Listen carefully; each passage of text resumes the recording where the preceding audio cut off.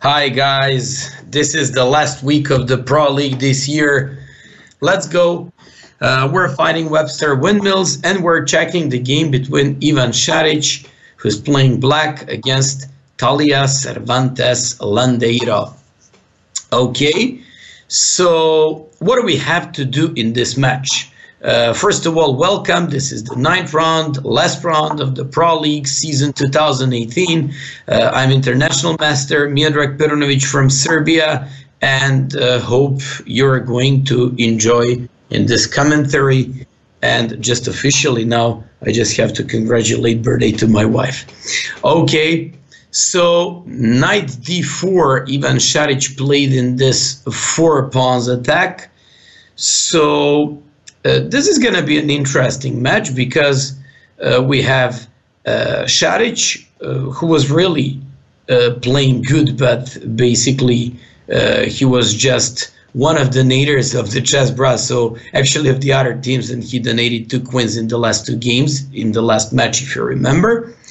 Then Eric Hansen playing second board, Eman Hambleton third, and Maroon Thumb, he's going to play the 4th board, and he's going to be, for the first time, part of the Chessbrah. Okay, so I like this opening for Šarić. Let's just take a look at this knight h5, and this girl seems to be well prepared. She goes with crazy f5. I really don't see the point of this move. E takes f5. I guess no big deal, and probably after bishop g5, just move the queen somewhere. But okay. It's going to be his choice to play something. Probably e takes f5, bishop g5. Okay, no, queen e8, knight e5, but maybe, I don't know, e takes f5, bishop g5, bishop f6. I like his position, and I don't see, yes, this seems like this could be a theory still. I'm not too familiar with this variation. I just know that the 4 pawns attack against the King's Indian is no longer problematic for black. Okay, let me just tell you what's the current situation understandings. Well, we check this game because this is like very important. This is the last round.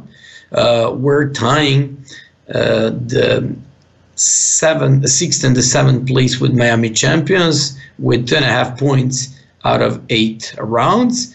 Although we have more team points, 75.5 against 73 for Miami champions. Buenos Aires Krakens, who managed to beat us last week, they're just on 1.5 points. So basically they're just relegated. And by the way, what do we have to do? We need to, we don't have to, I guess, win this match, because St. Louis Archbishops, they're facing Buenos Aires Krakens. We all expect they're going to win that match. And Pittsburgh Punk Grabbers, who are tying the 1st place with our opponents tonight, they're just playing Miami champions. So basically, in the worst case scenario, we can even lose if those teams lose their matches as well. But it would be good at least to make a draw in this match. Anyways, let's just go on the board where Eric Hansen is facing his opponent. Eric Hansen playing against Grandmaster Ilya Nizhnik. Ilya Nizhnik, he's a guy who likes to come on Chessbrah and sometimes to watch our streams. So we would like to welcome that guy as well and just be very, very good to us tonight. Eric went for the very unusual opening. D4, knight f6, c4, g6. Actually, his opponent went for mix of King's Indian with the white pieces and Trompowsky with bishop g5. Well, this is interesting. Eric went for knight e4, bishop f4, and bishop g7. Maybe c5 was more accurate with a queen a5. But anyways, maybe e5 was an interesting idea there. Eric went for bishop g7, f3, knight f6, e4, c5, and now he went for a classic opening. This is nothing else but typical Benoni defense. So Eric should play e6 to take on d5 and to play normal Benoni defense. Basically, after bishop d3, I see nothing better than e6 here. Yeah, exactly. And Ilya would probably complete his development with knight g on e2. If knight h3, e takes d5, and bishop takes h3, that's why he has to play his knight on e2. And or a4, actually, that was very incorrect assessment. And on knight g on e2, e takes d5, Ilya would have to recapture by e pawn, because if he captures by c pawn, then b5. That's why he played a4 first. So my fault. Anyways, after c takes d5, Eric will play rook e8, or he can go with some, for example, rook e8 is the main line here. This is how Gary Kasparov used to play his games. And after rook e8, he can also go with queen e7, followed by knight bd7 and knight e5 afterwards. Okay, we just have a breaking news in this match. Believe it or not, let's move to the game of Aman Hambleton. He's up on time. Can you believe Hambleton being up on time against somebody? Wow. Is this a good sign for this match? So let's take a look at Aman's game. Aman went for his favorite London system: knight f6, e3, c5, knight f3, knight c6, knight bd2, c takes, e takes, bishop f5, c3, and I already think this is one of the most boring positions I've seen in a while. Queen c8, knight h4, bishop e4, Aman captured, brought his knight back to f3. Yes, this is a classic line. Bishop d6, this looks so boring. Castles, rook f2, e1, and after g6 a month, probably he heard my words, and now he goes with h4 and h5. Well, in these positions, White usually wants to play to transfer this queen from b3 from the queen side to get it back into the center on d1, and then to find a place on d2 and to go eventually on h6. So maybe queen d1, queen d2, queen h6, h5, knight g5, queen h7, checkmate. Aman, let's go. We want to see some mate in your game, man. So we're just expecting his move. It's so logical to transfer that queen from the queen side to the king side, and he's gonna do fine there. Okay, I like his position. It looks good.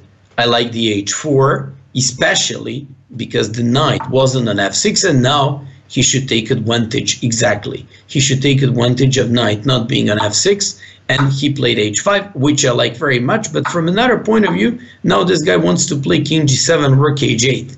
Also, Aman will play king g2, rook h1, so these guys will probably exchange everything and agreed on a very, very, very much expected draw in this boring London system. Okay, let's move on to the game between our new part of the team, Maroon Tomb.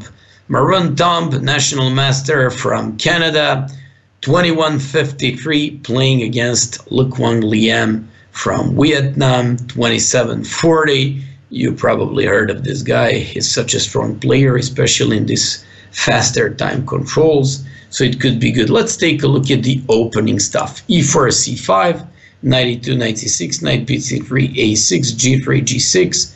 They went into some sort of the Dragatar variation with G6 and A6. By the way, you have now some information about Maroon Tomb, age 33, rating 2153, and he went for some sort of fianchetto against Dragon opening, and after c3, knight e5, knight ef4, bishop g4, f3, knight takes d5, knight d5, bishop e6, bishop e3, knight c4, bishop d4.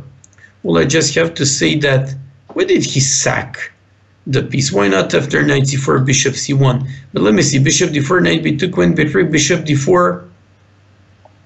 He takes d4. He really confused me with this pawn sack. Did he really have to sack this pawn? I also don't like the fact that, for example, black can play knight c4, and in that case, black threatens to play bishop takes d5, breaking these pawns. But okay, we shouldn't expect much of this game anyways, because he's underdog in this game, and basically would be good if he could just crush this woman on the fourth board in the last round, and he would do his job, I believe, with that game. Let's just go on Šarić's game. Šarić, well, this doesn't look that promising for black, to be honest, but just at first glance. So we're gonna go back to the move 13, where white played bishop g5 and Šarić played bishop f6. We spoke about this. Bishop f6, knight takes f6, e takes, he captured by knight, queen d2, rook e8, rook a to e1, Šarić exchanged pair of the rooks, played bishop d7, and after knight g5, it's his turn. Probably he has to play knight d4 to stop knight e6, but I'm not entirely happy with the black's game. Somehow it looks a little bit weak around the black king, but okay, we shouldn't have any doubts that he's going to do really yes, 94. I mean, that was such a logical move. And now he wants to probably play queen f8 followed by rook e8, for example, to exchange these rooks. Because I don't like this rook on e1, it looks pretty good for white. Okay.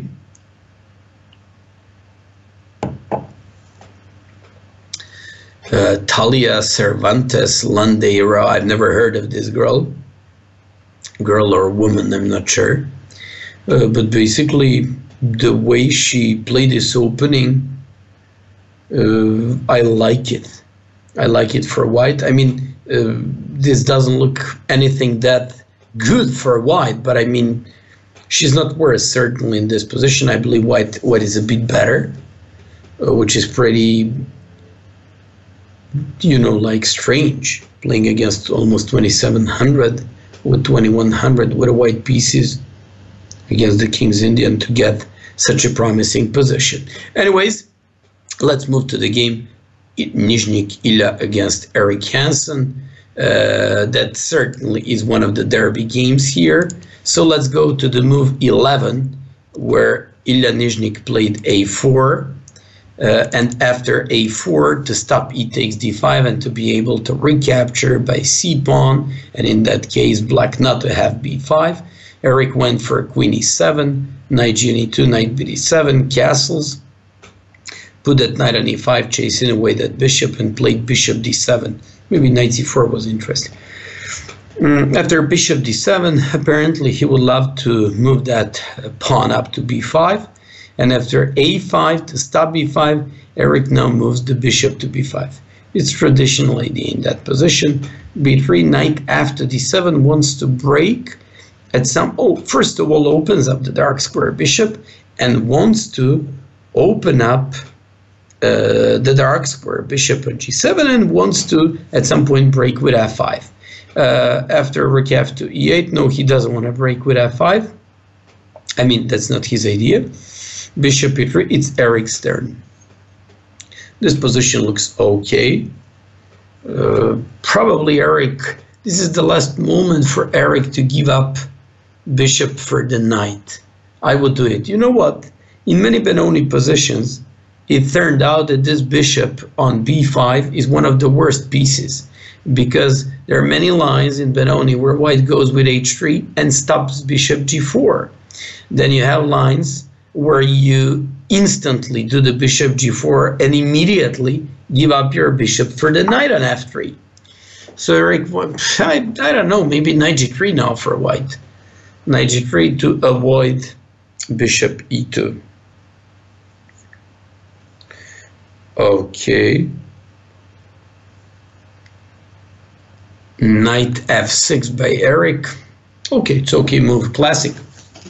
On the other hand, if Nizhnik goes for knight g3, probably Eric should go with very tempting h5 and h4, which is like not just tempting, but a very classic type of chasing away that knight on g3, getting some space, and eventually control of the dark squares always turns out to be one of the main ideas in Benoni defense. So I like this h5 move. It's a typical idea. I believe he was supposed to give up the bishop for the knight on e2. But okay, that's just my opinion. So let me just see. h5, exactly. h5 should be the move. We already spoke about that move. Queen f8, removing. You know why? Because here he wants to play knight h7, and at some point, once again, to break with some f5 at some point. When is it going to happen? That's another question, but basically, I'm expecting knight h7 by black at some move. Okay, knight h7, bishop e3 is the only move. Bishop f4 I don't like particularly because I don't know, black can just go with some g5 ideas at some point. Maybe knight d7. Eric Hansen's, oh, he wants to play g5 now. That's what I wanted to tell you. In Benoni, your main idea is always g5. And this is exactly what Hansen tries to do. He opens up diagonal for the bishop on g7, threatens that knight on c3, and now he goes with h4. So he's solidifying himself over the dark squares, which I like it very much. So this looks nice. This looks nice. h4, and he should be going with some g5 idea.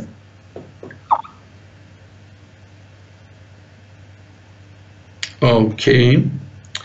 Let's move on to the game of Aman Hambleton. Aman Hambleton, oh, they haven't progressed too much. So let's move onto the move 17. h5, knight f6, h takes, g3, king g7, king g2, rook h8, queen c2, knight g4, rook h1, queen e7, and queen e2 by Aman, a6, a4 to stop b5, rook a2, e8, played knight h4, threatening the knight on g4, and after knight f6 goes with f4 to stop black's move e5. That looks nice. So basically, after f4, he pretty much squeezed out his opponent here. I like the way he plays London. This looks good. He controls the center. He controls e5. He controls g5. So basically, this looks good. This is nice. Well, the only move I can see for black at some point could be knight h5, but then he may go with some rook e1 and f5, or he can go with some queen g4 and attack against the pawn on g6. Let's go back to the game of Maroon Tomb and Luc Wang Liam. Nothing has changed there. Oh, actually a lot has changed there. 19 moves, c takes, knight c4, queen b7, bishop d5, e takes d5, knight e3, rook f2, a5, rook e1, rook b8, queen c6, knight f5. Of course that black doesn't want to take the miserable bishop on g2 and just keeps a very powerful knight against a bad bishop. Rook b4, complete domination, completely positionally lost game. Rook e2, queen b6, king h1, rook a4, bishop h3, queen d4, knight e4, knight f3, and knight e5, installing this knight onto e5. No one can move this knight, even the worst and the strongest tsunami here, and basically Luc Wang Liam is completely winning. Let's go back to the game of Šarić.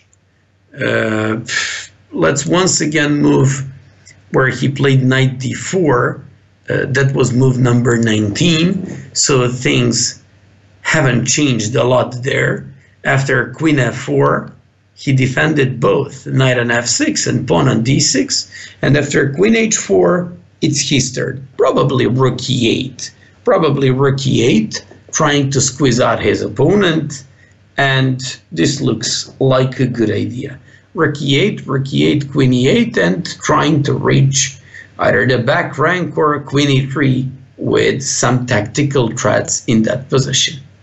That's nice thing. Okay, things haven't changed too much. Let's go to the game between Ilya Nyzhnyk and Eric Hansen.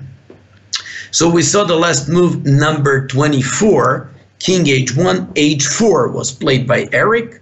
And after rook a2, Eric played h3, knight b5, h takes g2, a takes b5, bishop d3, before threatening bishop c3. And after queen f2, Eric played bishop d4. And after queen g3, installed his knight forever on e5. And after bishop e5, played rook e7. Bishop e5, I don't like this move at all for Nyzhnyk. Bishop e5, f4, bishop c3. Eric looks great in this position. I really don't know why did he give up the dark square bishop for the knight on e5. I really don't get that one. So rook e2, knight f6. He now threatens to take the pawn on e4. He also threatens queen h6, knight h5 to go after the potentially weak pawn on f4. Why did he play queen d8? Aha, he wants to go after the a5 pawn. Okay, he should be taking on a6. Nice. Rook a6, rook a6. And it's Eric's turn. I really like more the idea of queen h6 and knight h5 going after the pawn on f4 and probably the king side attack.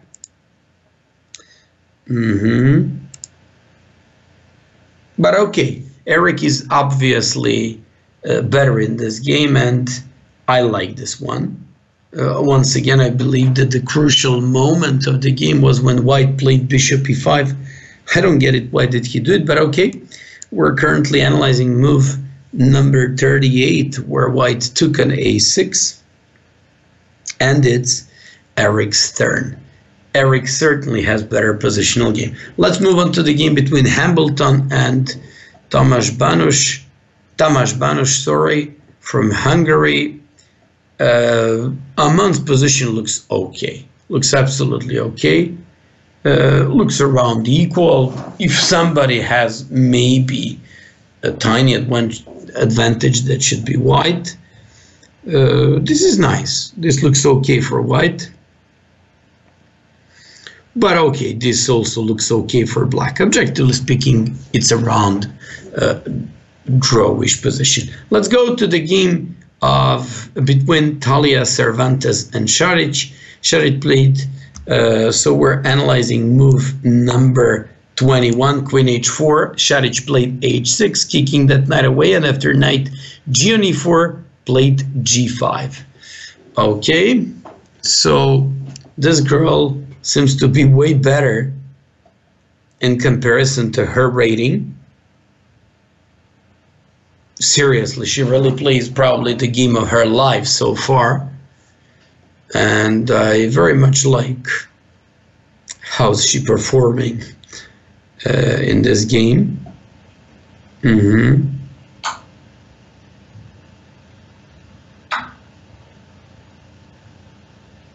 Knight f6, queen f6. And where should she move queen? Queen on e4, huh? Well, queen on e4. She's going to threaten queen h7 and queen b7. Wow, what if queen e4 here? Knight d5. Knight d5. Knight d5, she threatens to kick that queen away with a tempi.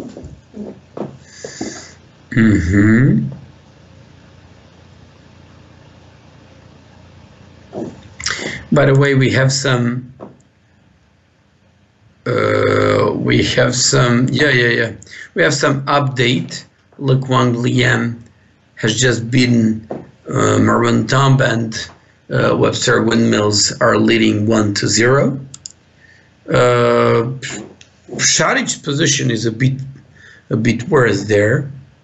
For sure that knight on d5 is better than the knight on d4. He played queen f8.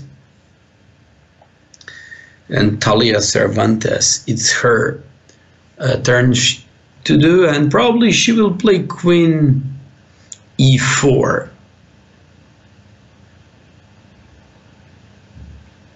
No, on queen e4, then bishop. No, I was about to say bishop f5, but then knight e7. She played queen h5.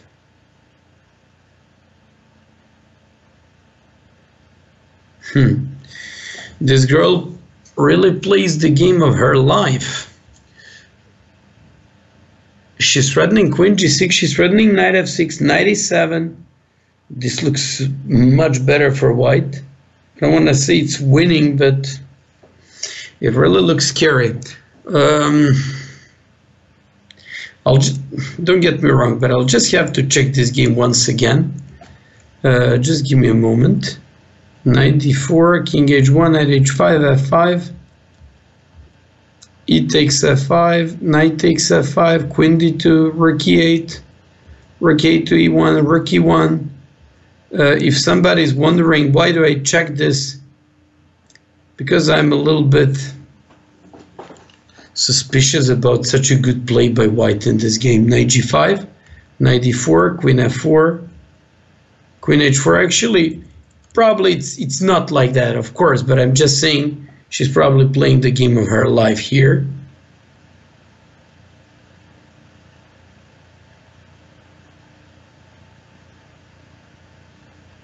Because this really looks great. This really looks great. What is threatening? Queen g6, knight e7, rook e7, knight f6. I'm a little bit, don't get me wrong, but okay, Šarić is worse. Let's move on to the game between Ilya Nizhnik and Eric Hansen. We won't move back there. Eric obviously has advantage there, and Eric has a nice position. But just before we carry on analyzing this game between Nizhnik and Hansen, I'd like to check briefly the game between Aman Hambleton and Tamás Banos. Aman is doing fine. Aman can play knight g5, knight e4, knight e6. Aman can also play rook a4, rook c4. Aman can also play rook a4, knight e2 to capture that pawn on c4. Aman looks better. Aman looks better. It's not a huge advantage, but it's nice. He's a bit better here. So now I'm just worried about Šarić and his game. Let's go to Šarić's game, because that game is probably a crucial one. His time is ticking away, so what is he gonna do there? So I'm really confused about this girl and her level of play. 2100 in 20 moves to outplay her opponent that easy. And by the way, her opponent is almost 2700.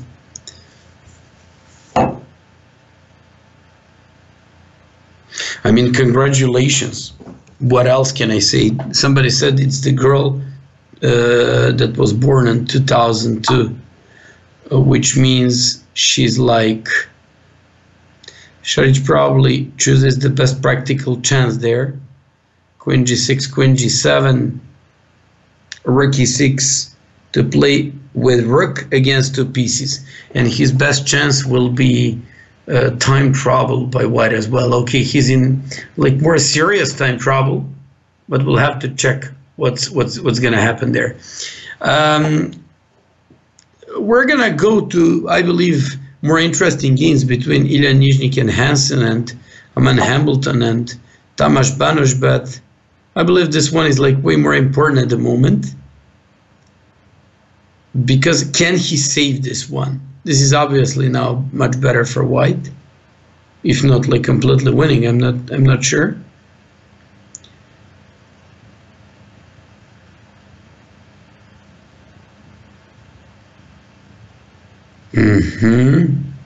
What if rook e6, knight e6, queen g6? And then knight g7 does not work because of queen h7, bishop. Wait a sec. Rook e6, knight e6, queen g6, knight g7. Oh, knight f6, and queen h7, checkmate. Okay.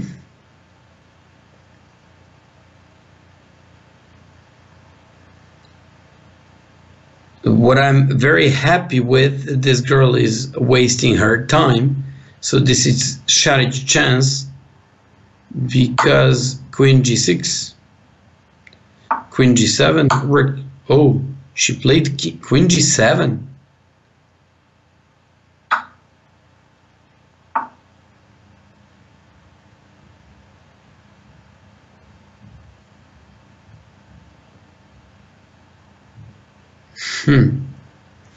She's completely winning. Šarić goes with the best and the only practical chance here. He should now play on time and to try out luck here. And then we just have to get ready to go on to the new games. I mean, between games of Hansen and Hambleton, but I just want to see the end of this game. 98, for example.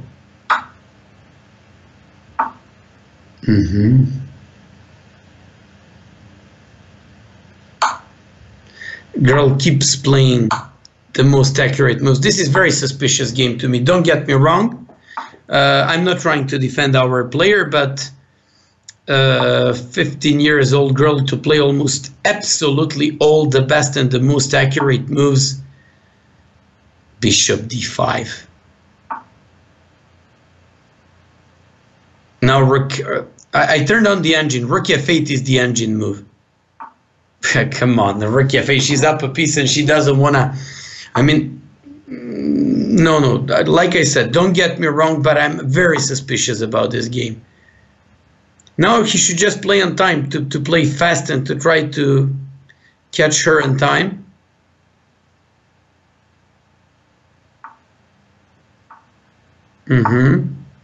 Rook e6. Rook e6, exactly. When she's running out of, look at this. She's running out of time and she blundered piece immediately. Now Šarić is gonna win, I'm sure about that. And rook d2. Why a6, man? Why do you put the rook on the pawn on the same color of the bishop? Rook d2, play that, exactly. And now play h5, h4, put the knight on h5, put the knight on g3 and checkmate her. Look at this. I mean, the quality of these moves are h5, h4, exactly. Knight h5, knight g3. Nice.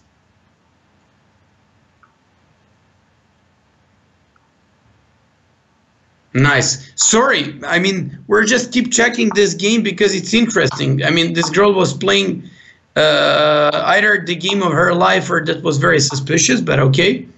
Rook b1, exactly. Nobody can stop knight e2, rook f1 or g2. All of a sudden, Šarić won this game very easily. Let's move on to the game by Hansen, and Hansen lost. Let's move to the game between Hambleton and Tomáš Banoš. It's gonna be drawn. So congratulations to Šarić, who I just want to check the game between. Hansen and Ilan Nizhnik. Once again, I just have to say I'm either impressed with the game by white or that was one of the most suspicious games I've seen in a while. Okay, let's take a look at the game between Nizhnik and Hansen from the move number 28. Eric played b4. Okay, bishop d4, queen g3, knight e5, bishop e5, rook e7. At this moment, I said that Nizhnik, for some reason, all of a sudden decided to give up the dark square bishop. Took on e5, Eric recaptured, and after f4, played bishop c3. Rook e2, knight f6, threatening the pawn on e4. And here, I suggested for Eric to go with queen h6 and knight h5, but maybe on queen h6, just knight g3 for white. So after queen d8, threatening the pawn on a5, a6, b takes. Here we stopped analyzing this game. He played queen a8, queen a1, bishop d4, and rook a7. Eric certainly was much better in this game. King h3, rook a2, e5. He captured, and Nizhnik played d6. I like this e5 and d6 idea because out of nowhere and a pretty passive position, he managed to recover there. So after d6, e4, d7, knight d7, queen e4, knight f8, f5, queen a7, f takes g6, and now Eric blundered tactics because I'm not sure if you see that knight cannot take on g6 because of queen takes g6, well-known tactics. Queen d7, king g7, he blundered there, and wow, Eric to blunder so much in last couple of moves that simply it's simply not his day. Let's go Tamas Banish against Maroon Thumb. Maroon Thumb playing black. We're just going to check the opening part, and then we'll make we'll focus mostly on 3 games of Šarić, Hembo, and Hansen. Let's go. Maroon Thumb is thinking against knight f3. Well, this is an interesting thing. The only guy who I knew that thought of for the first move was Iwanchuk, but this guy is also doing okay. We don't want to look at this game. Let's go to Hembo's game. Luc Wang Liam against Hambleton. I like this game. Luc Wang Liam, 2740 GM, one of the top world GMs. And Hembo played us interesting move. D4, knight f6. Bishop f4, c5, e3. And look at the Hembo's move, knight d5. Too much Jim Beam for this guy tonight. Knight d5. I like the move. I like interesting point behind this move, probably followed by queen b6. Yeah, exactly. Maybe he analyzed something. Maybe he came up with something there. So this looks quite an interesting. So he wants to go. He wants to go against the pawn on b2.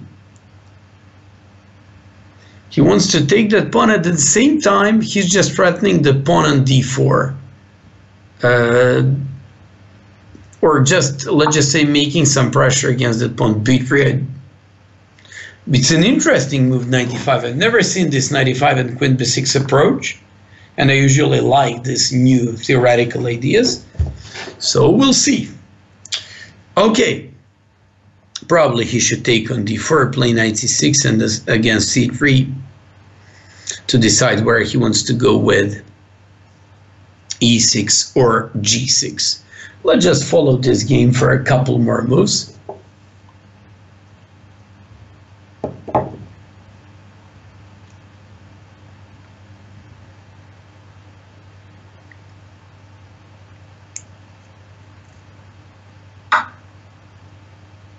C takes d4. Okay, I love it. Knight e6.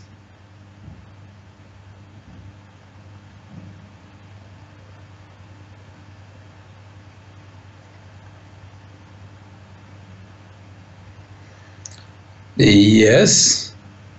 And now, for example, if the bishop was on h4, some queen h6 ideas exist, but not exactly in the same type of the game. Okay, knight c6. I thought about this. Actually, I spoke about this position. Probably they have to play c3. to defend this pawn on d4. He goes with knight f3. Okay, we'll get back to this game. Let's take a look at the game between Šarić and Ilya Nizhnik. Šarić went for e4, Nizhnik went for French, d4, d5, knight c3, knight f6, Steinitz variation, and Šarić played bishop d5, bishop g5. I'm interested in the fact, what would he play against bishop e7? Would he play the Alekhine shattered, or he would just swap off these bishops? After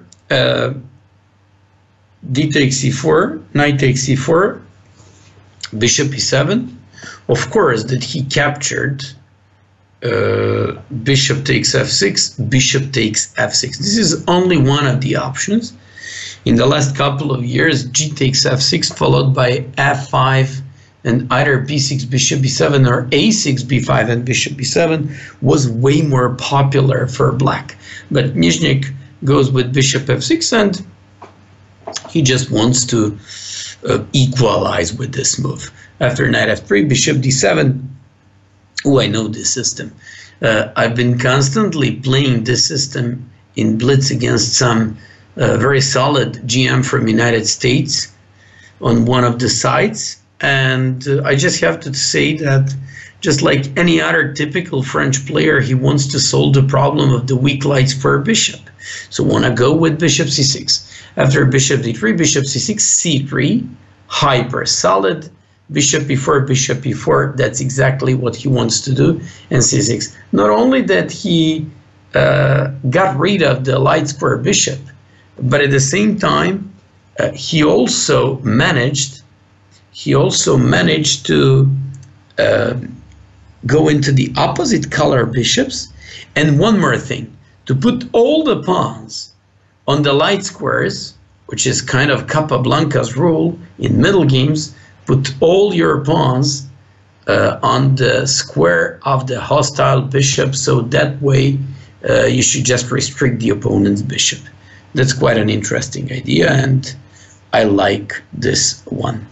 Okay, I just have to say that position is a bit better for Šarić, even though black managed to do all this stuff. But okay, this is going to be a pretty difficult game. I mean, after queen c2, g6, h4, I like it, h5, long castles. King b1, bishop g7, h6, c4 wants to break in the center, playing rook h2, e1, rook h2, 8, and playing rook e3. I like this move. I like the rook lifting, came out of blue, wants to move this rook to b3, and wants to play bishop c6. After bishop h8, plays rook to b3, rook c8. I like the way Šarić played this one. I especially like this rook lifting idea. But okay, position is hyper solid for black as well. So let's move to the game between Eric Hansen and Talia Cervantes. Eric Hansen went for knight f3, knight f6, b3, g6, bishop e2. Doing the double fianchetto after g3, d5, c takes, queen takes, bishop g2, c6, d3, queen a5, knight bd2, knight bd7, castles, knight e5, bishop g7, king g7, a3, queen c7, rook c1, knight f6, Eric played queen c2, and after queen b2, knight e5, and oh, I like it. Now he's gonna play some e4 and get a great position. Exactly. e4, knight b6, and f4. We're analyzing the game of the second leg of the match between Montreal Chessbrahs and Webster Windmills, between Eric Hansen and woman FIDE master Talia Cervantes Landeira. Eric Hansen played a ready opening, and he's got space, he's got better position, and this just looks way better for white. Okay.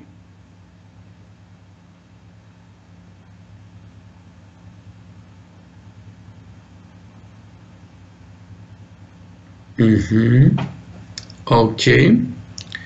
So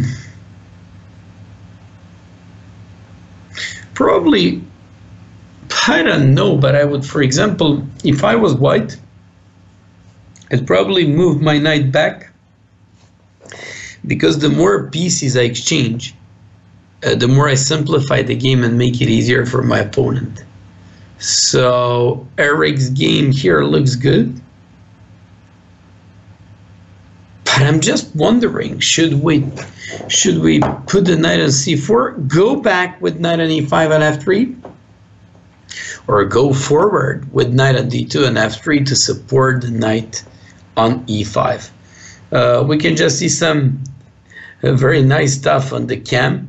All our teammates, they're just laughing, they're just having fun, and this is nice.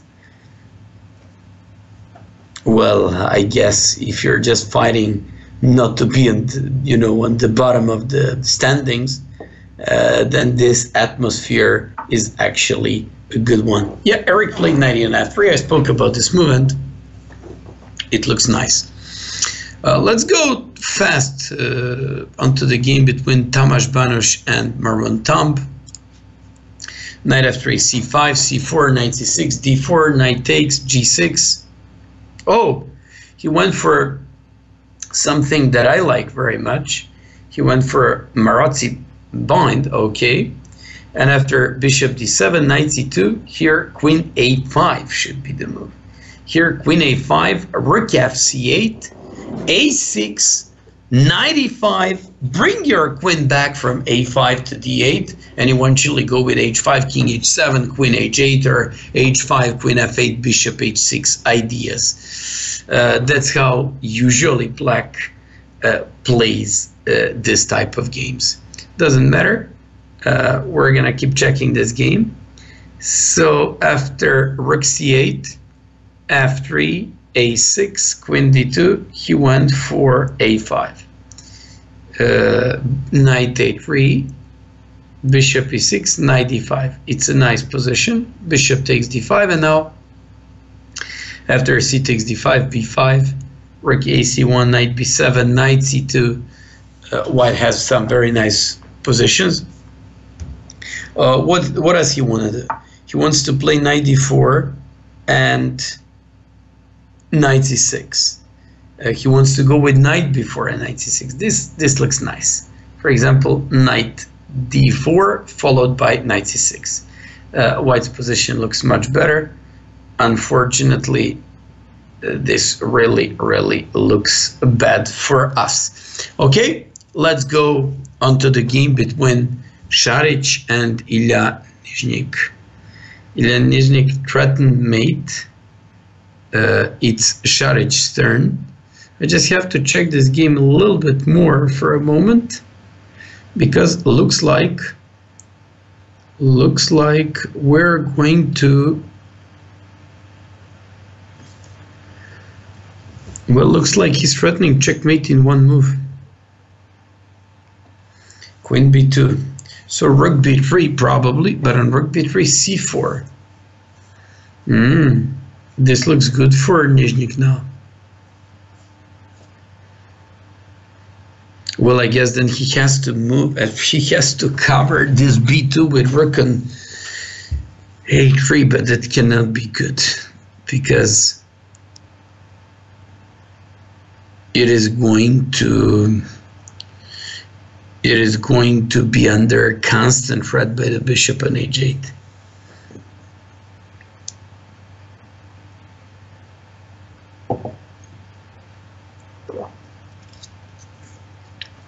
This looks better for black, at least more promising to me.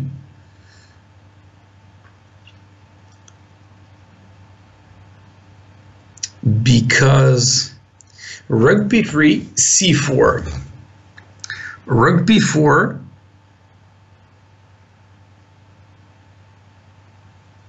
then knight c5, for example. And after queen a3,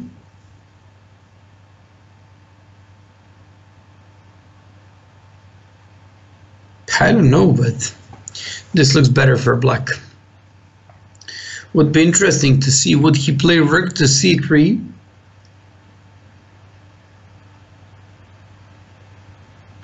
Well, I don't even see a good... The queen f4. He probably wants to play queen c1 afterwards.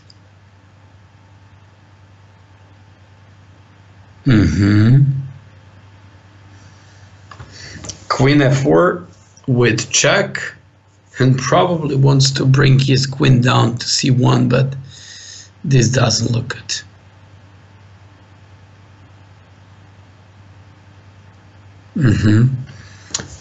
Better for black.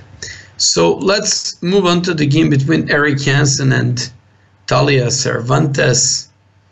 Hansen, we just stopped analyzing this game on the move 21, knight e on f3.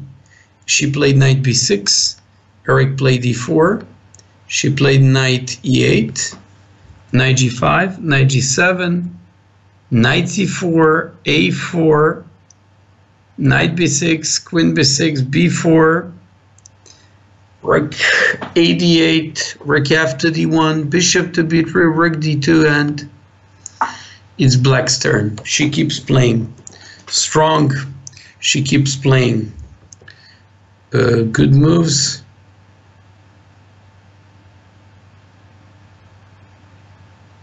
I don't know. I kind of like this position for both sides. I would say this is position with mutual chances, obviously. Okay, Eric played e5. Man, what if on e5 I just play h6, move the knight from g5, play bishop on d5, put my knight as the best blocking piece on e6, and just enjoy till the rest of the game.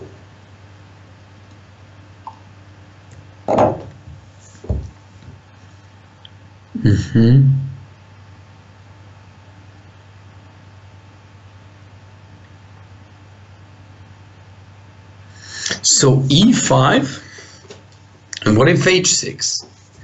h6, kicking the knight away, playing bishop d5, exactly, playing bishop d5 and knight d6.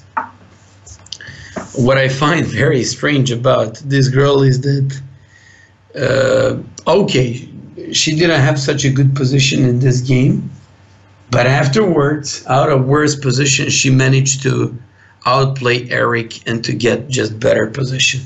This is really weird. I mean, 2100 with black pieces out of slightly worse to easily go into a slightly better game.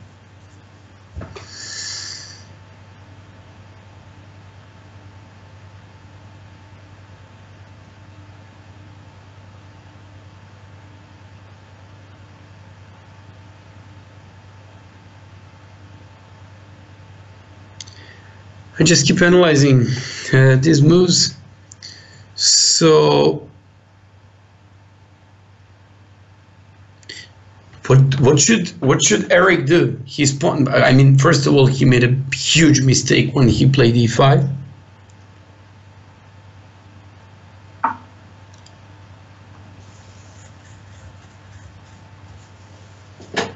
And now bishop d5, and black is just much better. Wants to get rid of the knight on f3, furtherly like increase the pressure against the d4 pawn.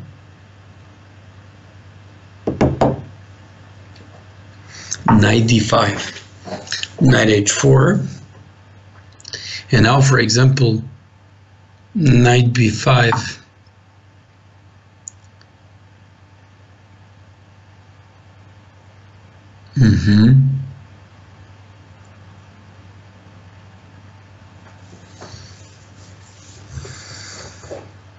Eric's position is worse, that one for sure. He's positionally worse, and he's now looking at some tactics, probably cope with the g4, but I'm not impressed. We'll see what's gonna happen in that game. So queen a3, knight b5. She keeps increasing the pressure against the d4 pawn.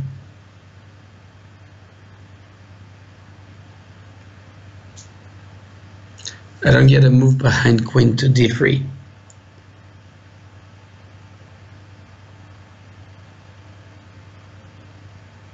Okay, Eric is just worse in this game. I'm impressed with the quality of a black player. Ilya Nizhnik against Šarić, just briefly checking that game. Bishop a4. This now looks okay for black, unless, yes, he goes with something. Rook b6, q1-4, threatening rook b2, queen c3, queen b2 checkmate, threatening queen takes c3 with some checkmate.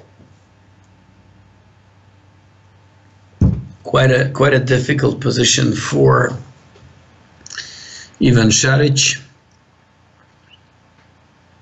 He's worse, maybe even lost. Tamás Banos against Maroon Tomb.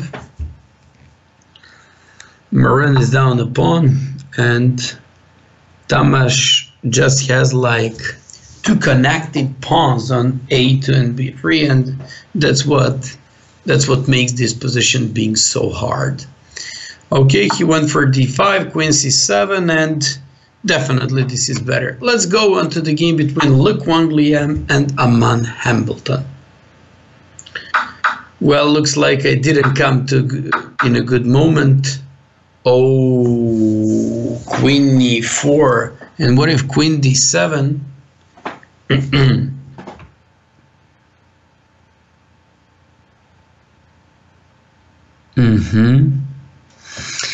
Yeah, queen e4, threatening this rook on c6, threatening queen h7 check, and looks like this is almost winning.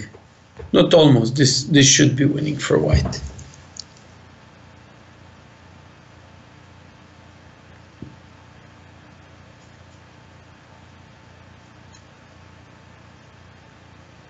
So now I'm just looking at some moves like queen c7, but he also had bishop e5. He just went with this pawn, exchange sack. He has to move the queen from e7 and to defend this bishop, this rook on c6. I apologize for coughing. Because as long as he's got this queen on e7, simply his king has no escaping square.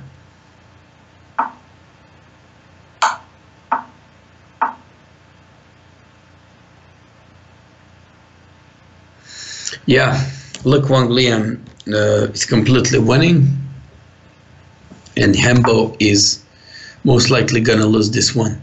Let's take a look at Tamás Banos and Maroon Tomb.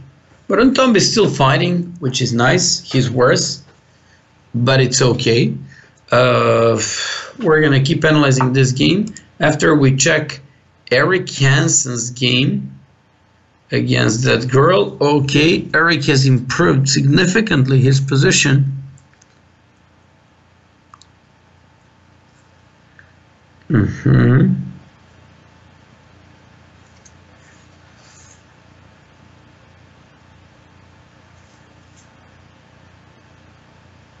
Somebody said that girl was definitely cheating in her match versus Šarić from move 12 up to 36. Of her 25 moves, 22 were computer engine moves. From move 37, when both players were less than 10 seconds, up to move 58, out of 22, only 5 were computer. That's interesting, but okay, it's also like, let's just be honest, bigger probability that you can make like non-computer moves when you're running out of time. But okay, I mean, she played some weird moves, definitely. And she's also fighting like crazy in this game, trying to hold her opponent. Famous Eric Hansen cannot break the defense of 2100 girl. So that sounds a little bit weird, but okay. I mean, I really don't see how Eric is going to fight in this position and try to win this. Well, when I say famous Eric Hansen, I was talking from point of view by herself, because Eric is really famous in this chess circles, and he's really doing great. And look just what's happening. He's getting outplayed by a girl. Why this one? Why not queen takes c5? Wasn't that like a little bit more active? Somebody said, why is he always saying 2100 girl? 2100 girl should be as good as 2100 boy. Okay, I agree. You're right about that. So 2100 player.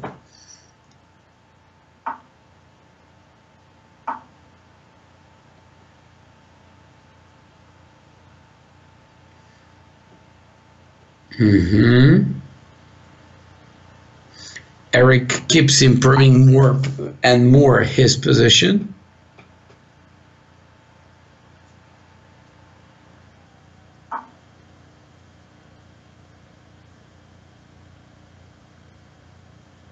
Queen a5, okay.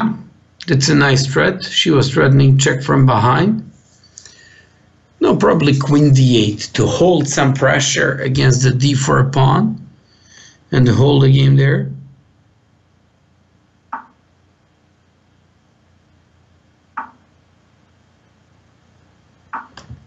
I just have like breaking news. Le Quang Liam beat our Aman Hambleton. We're just following the game between Hansen and Talia Cervantes. Hansen is making some break there. She's defending there.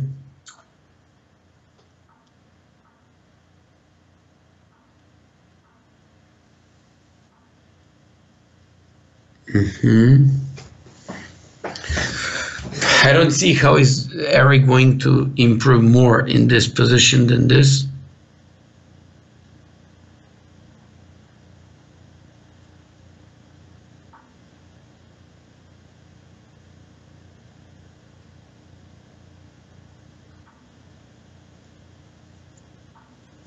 Queen a1, what a maneuver. Queen h4 comes to h1 and then goes to a1, but I still don't see what is he trying to do.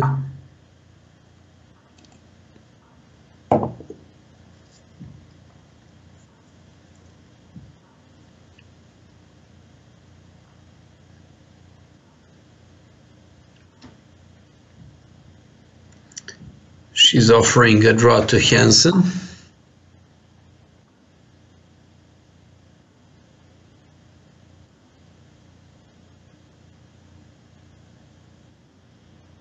Nice. He now tricked her. He's going to take on h5, play queen g6, take on e6, take on h6, take just everything and win the game. Eric is gonna win this game. That's nice. This was almost unbreakable defense and unbreakable game by Black. But somehow, as soon as she goes into severe time troubles, she plays really bad. Knight e3 followed by f5 or even knight e6, exactly.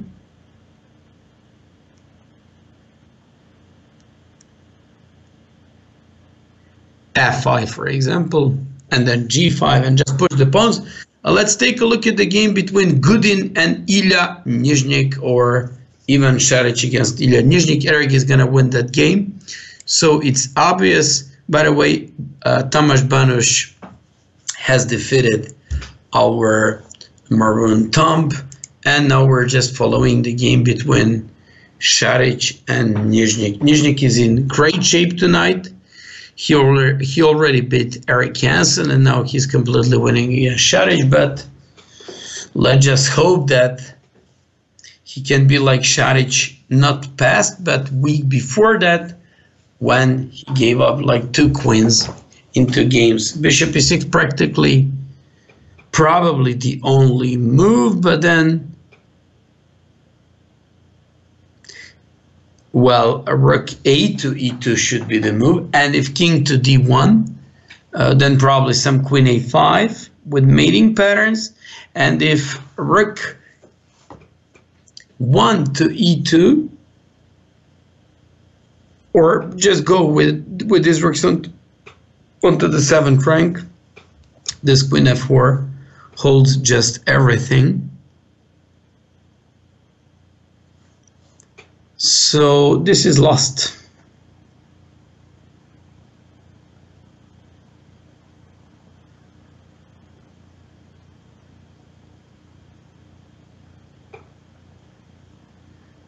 So bishop e6, Šarić is running out of time.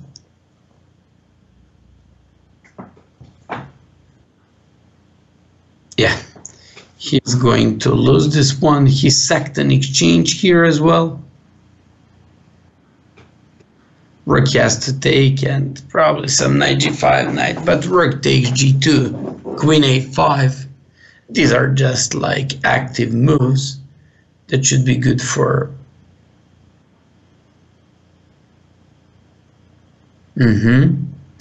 on queen. Yeah, exactly. And this is a moment where even Šarić resigned. Let's go. Luc Wang Liang playing London against Eric Hansen. Will Eric repeat what Hembo played with knight d5? He won't go for that. He went for the King's Indian, and we'll just see. Bishop g7, knight f3.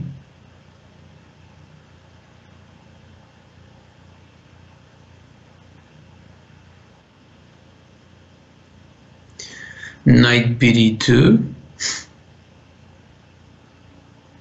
Okay. So Eric now has to opt for either d5, which is more like Grunfeld type of position, or to play d6, followed by knight bd7, and then he's got two options, queen e8 and e5, or b6 and bishop e7. Eric opted for the double fianchetto, so it would be interesting to see what's going to happen there.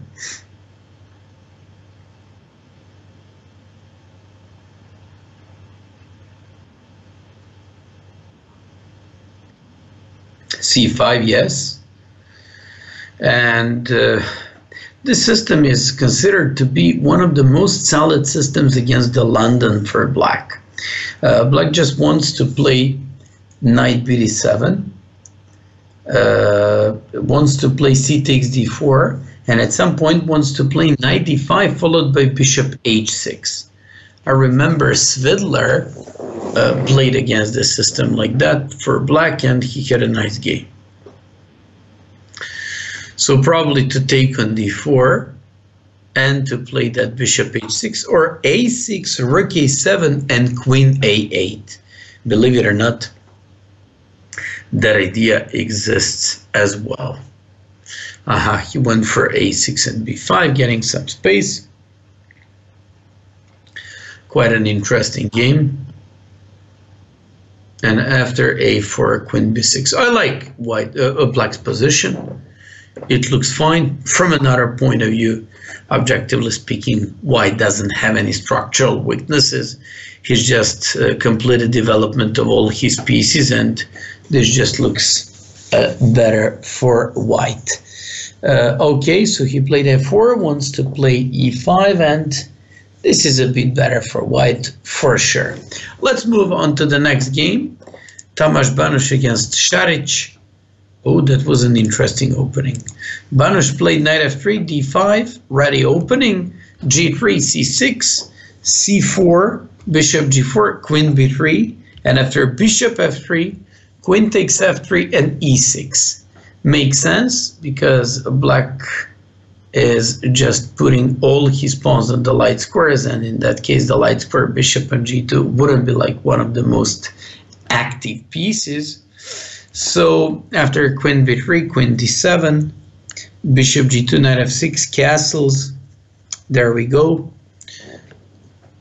Position looks solid, but position also looks a little bit better for white because of the bishop here and permanent advantage for white. Okay, let's take a look at Hembo's game. Hambleton playing against Thalia, and Hambleton went for his b3, knight f6, bishop e2, d5, G3, doing the double fianchetto. This is how Nakamura plays in his bullet games.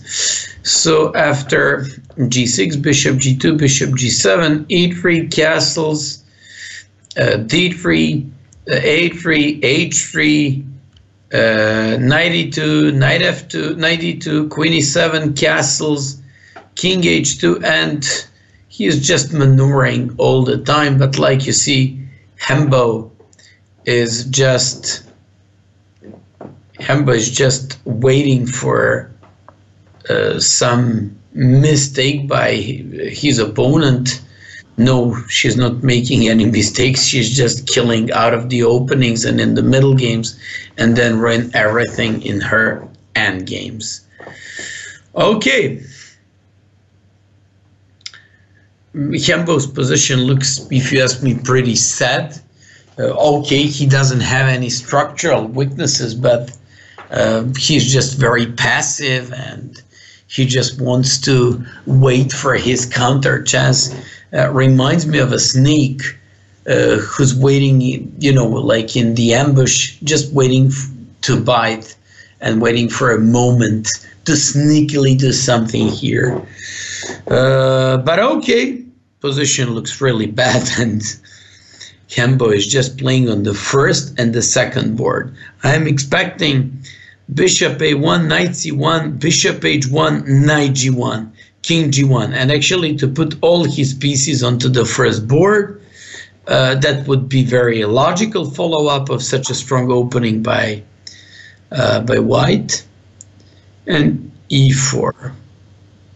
Now he goes with D4.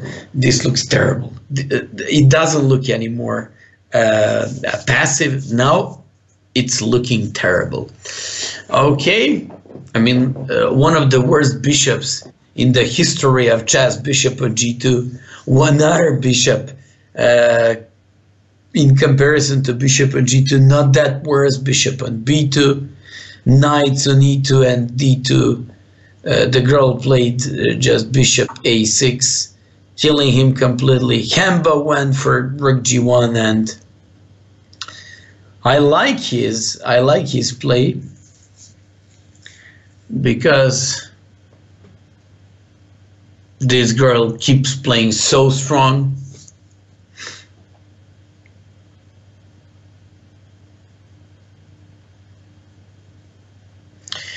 We're just waiting for her move. I don't know, maybe some H5. If I was black, I would play H5, knight 8 to H7, and knight G5, followed by some knight F3 sometimes. Maybe that is just an idea. So Thalia Cervantes is way better in this position, but okay. Not surprisingly, because Aman played such a bad opening. Okay, let's move on to the game between Maroon Tomb and Ilya Nizhnik. So E4, C6, knight C3, D5, knight F3, bishop G4, plays this two knights variation against the Caracan after E6, D3, G6. Quite an interesting move. And after bishop D2, bishop G7 goes with G4. Knight BD7 goes with H4, and on H5 he went for G5. Well, for the first time I have to say that out of the opening I like his position.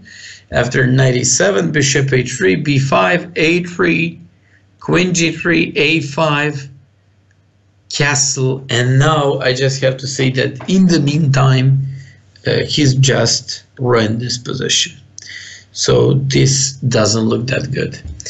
So after knight C5, he takes. Okay.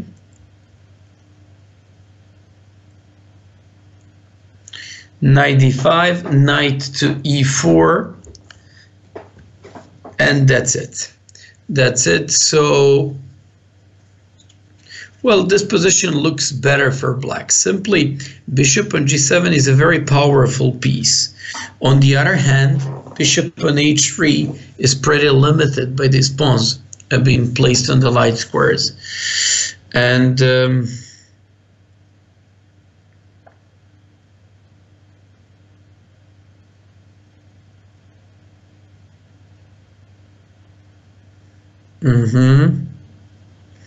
okay.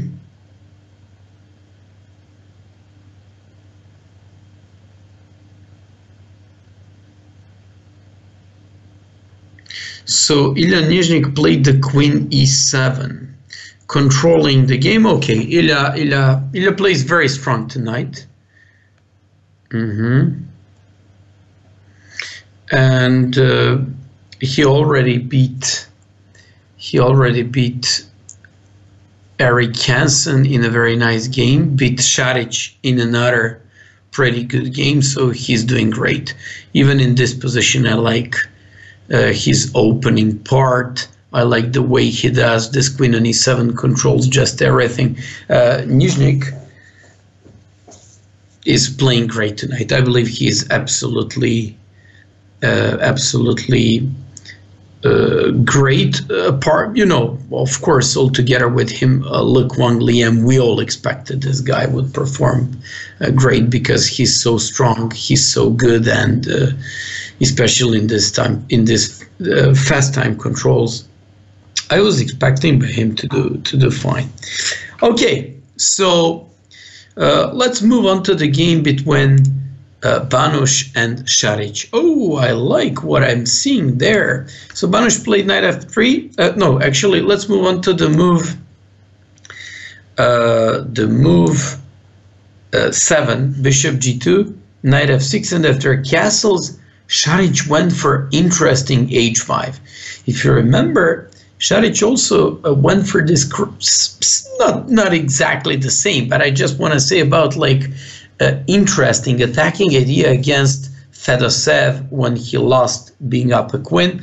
After h3, he played d4, h4, knight a6, e5, and he plays some sort of improved version of Benoni. So knight f3, knight takes g4. Wow, I love it. D takes, f takes, goes back with the knight, and for sure he should be better with a pawn up. I like this one so much. This is good. So Banos is opening up the game, hoping that he can complicate the matters and somehow be able to, you know, just take advantage of the bishop pair and complicate the matters on the board. So Šarić goes with e4. That's a weird move.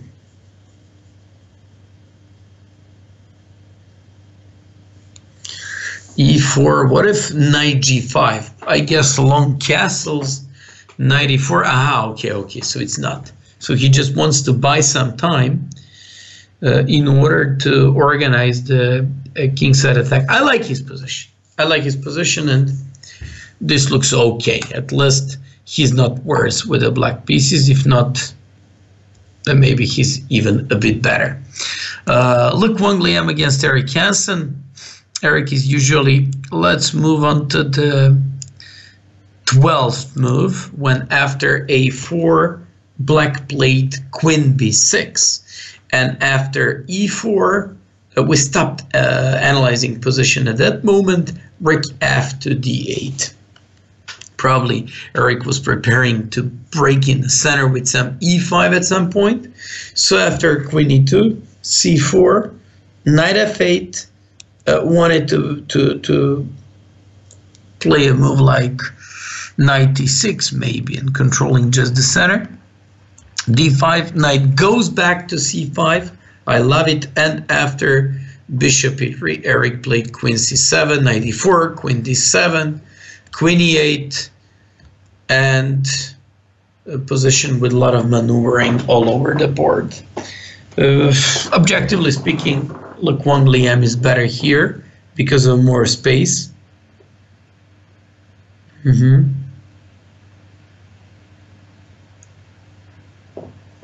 So let's go.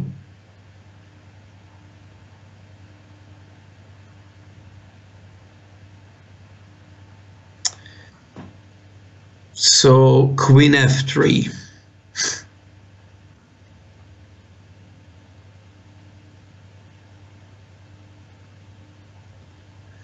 Yeah, okay, probably wants to play knight d7 and transfer that knight to e5, going against the queen on f3 and probably placing that knight on d3 eventually. Also, I like the move knight d7. I like this move very much because it wants to play knight e5, and if the queen moves, then knight comes to f4, probably some g5 and then knight f4.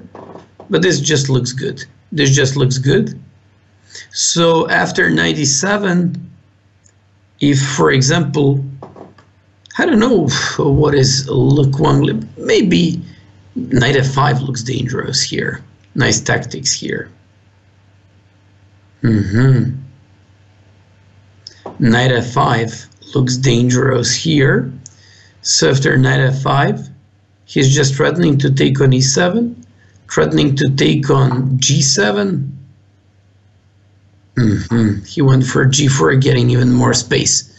Definitely better position for Luc Wang Lian, but Eric is just fighting. He's in passive position. Let's take a look at probably the most interesting game of this round between Hambleton and Thalia. Oh, Hambleton is completely killed there. I mean, these knights are really so strong. Knight on h5, knight on g5, queen on d6. This really looks bad, but okay, this game of course looks bad for Hambo because he played such a bad opening, and basically it's not too difficult to punish him for playing against that kind of an opening. Anyways, Hambo played c5, but after queen b8, all the same threats, you know, just remain on the board. So that is so obvious. So probably queen b8, and somehow Black probably has to find a way to break on the dark squares on the king side. I believe he made a very bad opening choice. He should have gone with his London system and to play solid. But okay, at least once again we've got a breaking news that Hambo is up on time, which is good. So let's go there. Queen f2. Well, I'm just wondering if Black can come up with some tactics over the dark squares. Queen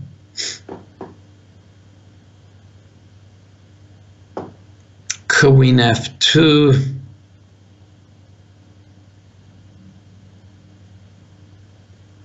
Defending, actually keep the queen around the pawn on g3, but probably rook e6 followed by rook f6. For example, that would be interesting, getting rid of that queen. And okay, Hambo also wants knight f3. Taking the pawn on e3. Okay, so whether white takes on f3 by knight or by bishop, the pawn on e3 is falling. Bishop e3, he takes f3, and rook e1. Still, look at the bishop on b2. Look at the bishop on b2. I don't like this one. So pawn on g3 looks weak, pawn on e3 looks weak, but at the same time, we just have to say that pawns on f3 and d3 also look very, very weak. Let's take a look at the game between Ilya Nizhnik and Maroon Tomb. Maroon Tomb is fighting well this game, even though Nizhnik is their best, let's just say, best player tonight. And now Nizhnik captured knight c3. Followed by rook to d3, but then what if I play rook to e3? So wait a sec, knight c3, bishop c3, by the way, knight f6 could be an interesting move as well here. Bishop c3, Rook d3.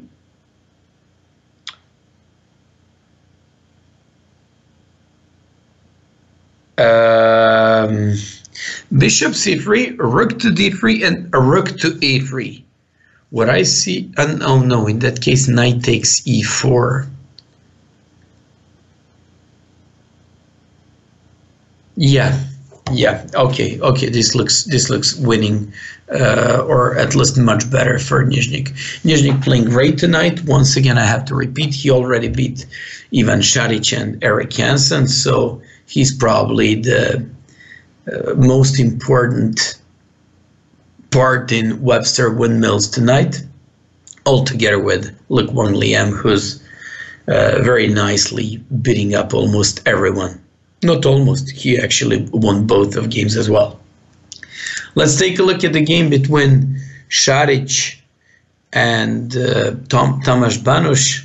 Šarić, we stopped at the moment where we said e4, 17th move. So after d4, e4, knight g5, knight b4, queen b3, and now rook to h5, threatening that knight. Knight takes e4, knight takes e4. What if bishop takes e4? Ah, queen h3. Ooh, I love this one. So this could be a blunder. Knight e4, knight e4, c5, rook g5. Nice one. Oh, I like when Šarić goes all in into the attack. Remember just the game against Fedorov, he made a great attack there. Most of these moves are very unexpected, and I really like his attacks. And look at this. This is a nice position where a pair of the knights are just outplaying this pair of the bishops. This is a nice moment, and this could be an important win because Tomasz Banuš is also 2600 guy, and he's a very strong player.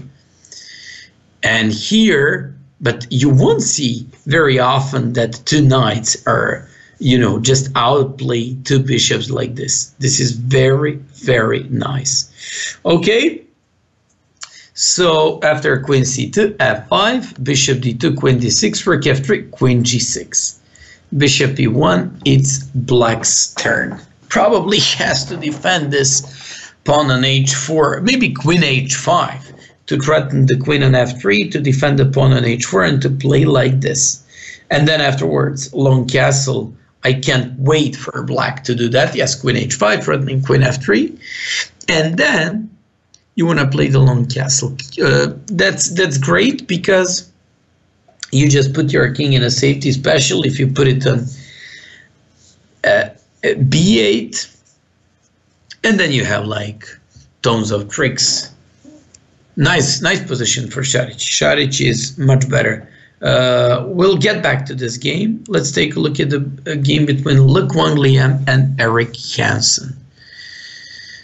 2-5, 2-5-6.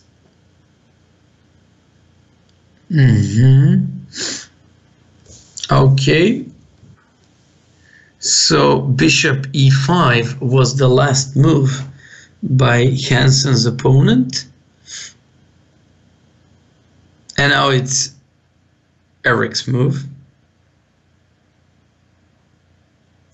Probably rook e8 here. What I like about this game, Eric's position doesn't look worse. On the other hand, Eric's position looks actually it looks very promising.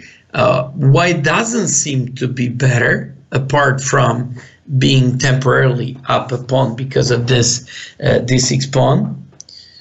And this is nice. This is nice. King g7 and a bit better position. Eric is now just taking some time.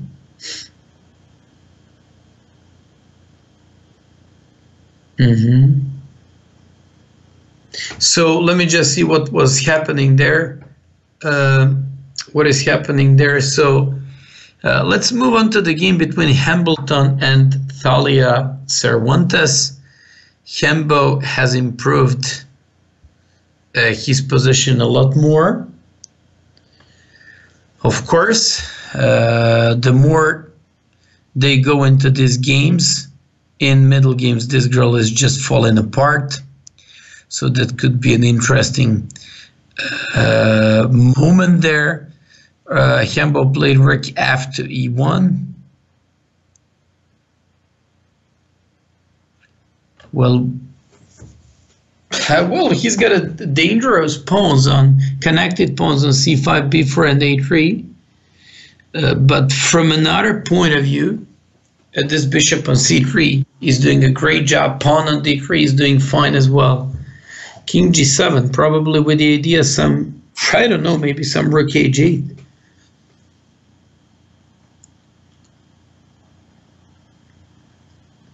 Yeah, for example, Hembo played queen f1.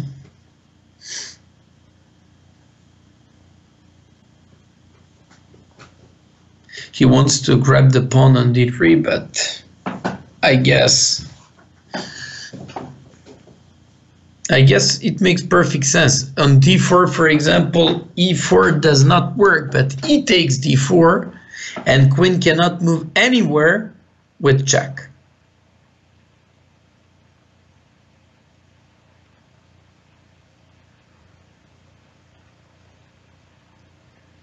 Thalia Cervantes is running out of time, which is good for Hembo. Would he be able to win this game? We're just waiting for him after such an opening. Let's go to the game of the round. Luc Wang Liam against Eric Hansen. I'm very interested in that one. So we're just analyzing from the last moment. Queen to d1. It's Hansen's move. Probably some, I don't know, should he change the light square bishops or not? I wouldn't. I would play knight to e4 and jump with one of my knights to g5, and this way weaken the king side. So quite an interesting moment of the game.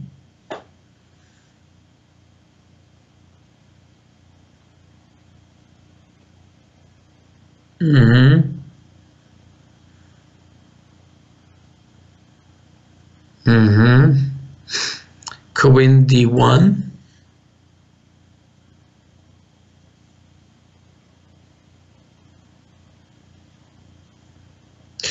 I don't know. I'm still trying to figure out if I like this bishop on a8 so much, and I wouldn't go with bishop e4. But there is one thing about bishop e4, one important strategical thing. If you play bishop e4 and trade the light square bishops off, then d3 square becomes weak. That's why maybe that's why after bishop e4 black should look okay, because after you swap off the light square bishops, d3 square turns out to really be weak. Nice. Okay, we'll get back to this game. Let's take a look at the game between Tomasz Banosh and Šarić. Šarić is winning. That's important. That would be 5.5 to 3.5. Bishop d2, probably rook f2. Let's go immediately. Rook f2. Also, what I like about him, he doesn't have problems with his times, which is a good thing. And yes, if rook f2 should be the move here, and that just looks better. Let's go rook g6. Okay, it's still the same. You want to play rook, yes, rook f2, rook g1, and now rook f2.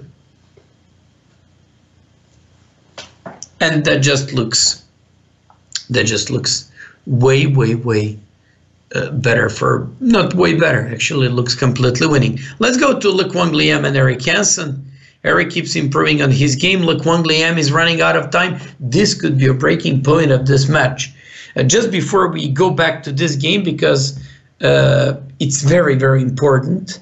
Luc Wang Liam is their strongest strongest player, and he's just a real leader of this team. Let's just move on to the game between Aman Hambleton and Talia Cervantes. Aman is winning. That's important as well. And finally, Maroon Thumb against Ilya Nizhnik. I'm just checking that game as well. Maroon Thumb is lost. Let's go back to Eric Hansen's game. Eric Hansen's game, he's just doing fine with these knights. He should be playing now knight to d3. Nice, Eric. That's good. Probably wants to play some knight e1, maybe some knight e4. Can he play? Just a moment. I'm just checking one tactics. Knight f4. Okay. Knight h3. Knight h3. Nice. Queen somewhere. Queen somewhere. For example, queen b, but not queen b8.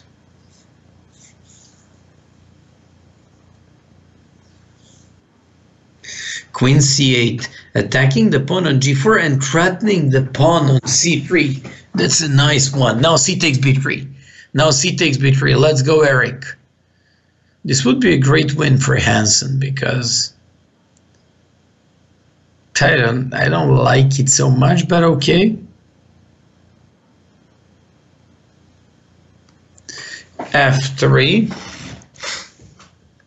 Can he take on b3 and take on c3?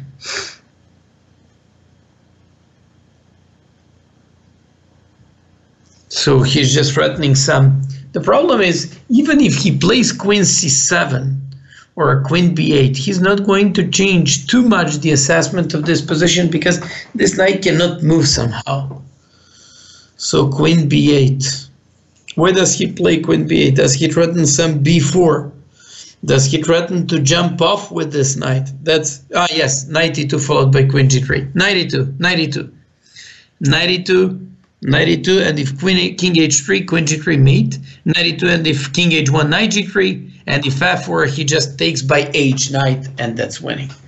Nice. Eric Hansen almost made one of the best games in this year of the Pro League season 2008. Go, Eric. Go, Eric. Why with that knight? Because of this idea. Oh, you tricky bastard. Whoa, my God. Eric Hansen.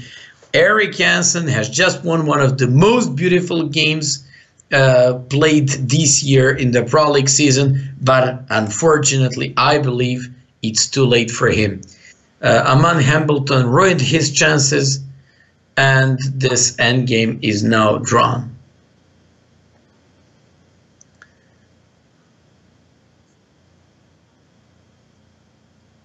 Aman Hambleton, he was winning in that endgame. He cut off the king. How does he want to win this endgame? That's interesting.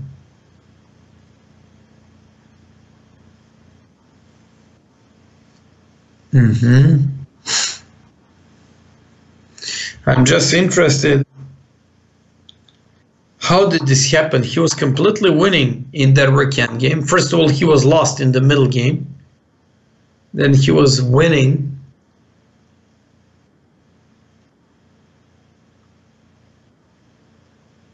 So all a man has to do in this position is to somehow reach the e5 square with the king. But that is impossible. That is impossible.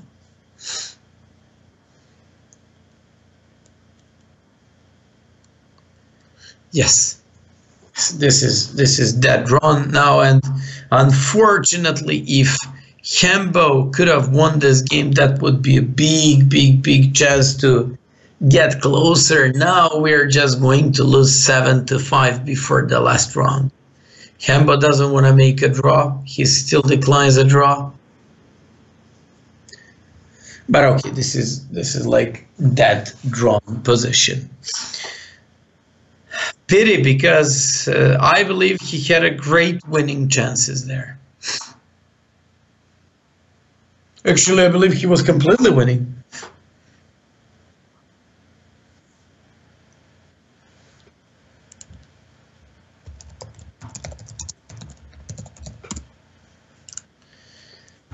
Yeah, unfortunately, that's the way it is, and this is going to be. This could have been probably the game of probably the game that could change everything in tonight's match. Before the last round, Šarić would play Le Quang Liam. Le Quang Liam lost that game against Hansen so we certainly had some chance, but unfortunately Hambo won't be able to win this.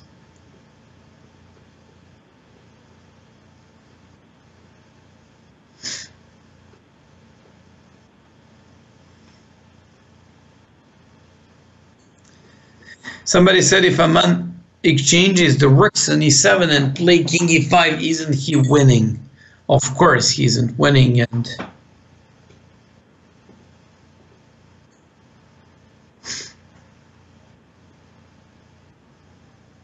now we're just waiting for him to play 50 moves and system theoretically to proclaim this game as a draw. But okay, 7-5. We also had like better games and better results sometimes, but there is still a chance. As long as there are 4 games ongoing, there is a chance. But you know what? The way this girl plays tonight, I don't think that Maroon Tom has such a big chances. I'm gonna keep my eyes, like very wide open. I'm very much interested in that game and what's gonna happen there. And Aman is having fun. We're also having fun here.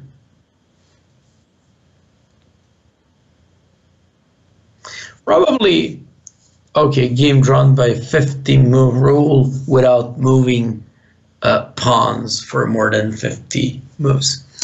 He said, laughing a lot, and this was a big joke.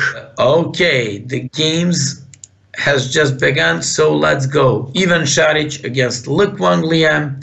So let's go. Last round, not just of tonight's match, but of the Pro League season 2008, and let's just hope that Ivan Šarić can prove his pretty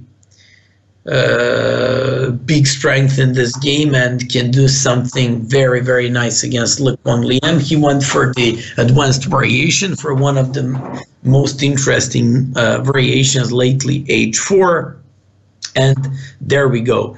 By the way, once again, I'll repeat, you're watching the match of the Pro League season, last round, round 9, between Montreal Chessbrahs and Webster Windmills. Webster Windmills, after 8 rounds, they're just tying the first place. Montreal Chessbrahs, after 8 rounds, they're just tying 6th and the 7th place. 7th and 8th team of each division will be relegated, and at the moment we're just fighting not to have that kind of experience. Šarić played knight c3, transposing his knight from via e2 to f4, so we'll see what's going to happen there. That is one thing. Another thing is that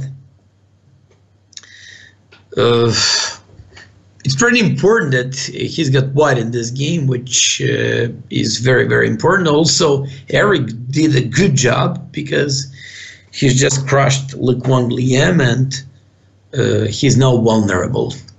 Okay, knight f4. I like this knight movement from c3 to e2 and f4. White seems to be a bit better. Let's take a look at the game between Eric Hansen and Tomasz Banusz. Eric Hansen played c4, and after knight f6, knight c3, e5, knight f3, knight c6, and Hansen went for g3. Banusz played bishop c5. Here, knight takes e5 wouldn't be good because of bishop f2, king f2, knight e5. Well-known example from the game between Wishy Anand and Boris Gelfand. After bishop g2 castles, castles d6. This is exactly, if you remember, what Robin van Kempen and Aman Hambleton has already done in their games in previous rounds, and I explained you that this is currently the biggest problem for the bishop c5 Karpos variation. So with the pawn on e3 and knight on f3, and where they just hope to push the d4. So after a6, h3, bishop a7, d4, h6, b3. Eric's position is satisfactory, and he's just slightly better. Let's take a look at the game between Ilya Nizhnik and Aman Hambleton. Oh, I like Aman's choice because he went for d4, knight f6, c4, and after e6, knight f3, d5, and after g3, bishop e4. And we all know this bishop d2 variation, but not everyone knows for the most popular line in the world now, bishop d6. What's the point of this move? It stops afterwards for white to do the bishop f4, which means that you want to just play some sort of a very solid and flexible position at the same time. So you want to play castles, c6, knight bd7, queen e7, and eventually to jump with this knight on e4 and to be supported by f5, which is going to transpose into the Dutch opening, but good Dutch for black. Okay, Ilya Nizhnik played bishop g2 castles and went for queen c2. Move should be c6, but let's see what he's gonna go for. Let's take a look at the game that I want to look very, very carefully at. Thalia Cervantes against Maroon Thumb, d4, knight f6, c4, d6, knight c3, knight bd7, e4, e5, knight f3, bishop e7. It's the old Indian. Castle, c6, h3, a5, and after bishop e3, a4, queen d2, queen a5, rook f2, d1, rook e8, queen c2, and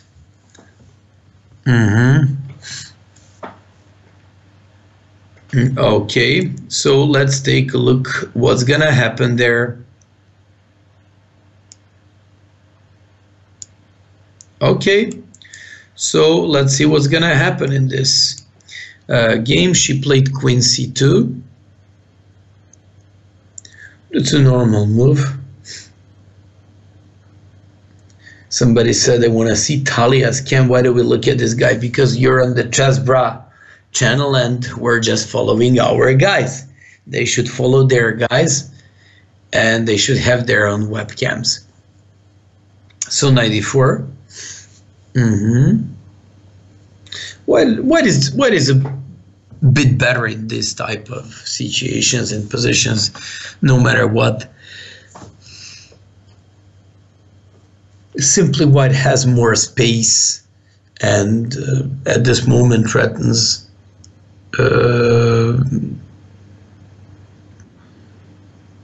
okay.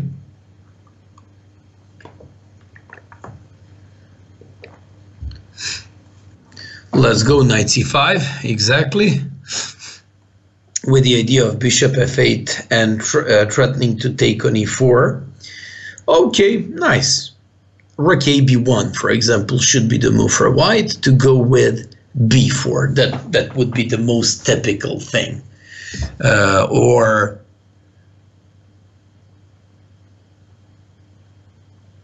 I don't know, apart from rook a b1, maybe rook d2 followed by rook a to d1. But okay, we'll discuss about this game a little bit later. I want to check more interesting games. So let's take a look at Šarić against Likwang Lian.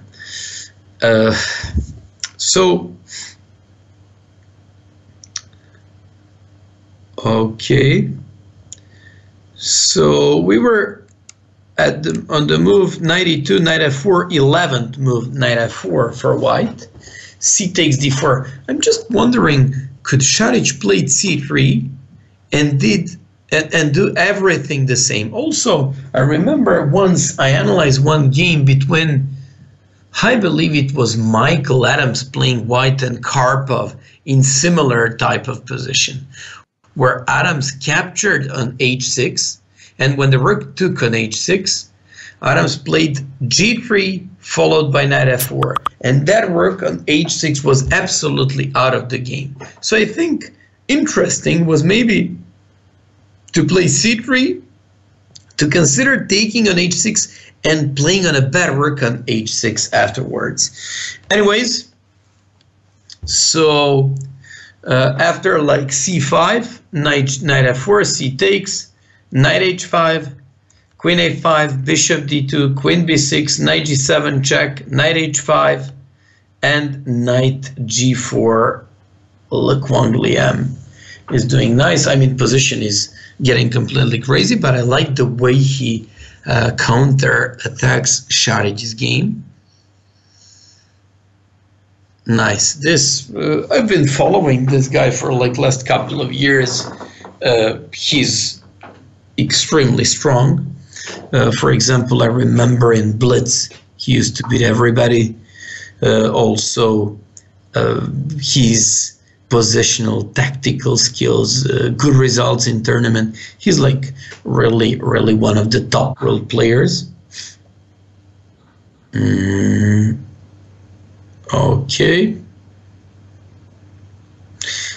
and this just looks way better for white. Sorry, for not way better, but it looks better for black for sure. Because what I don't like about Sharady's game is that his pawn structure is broken, and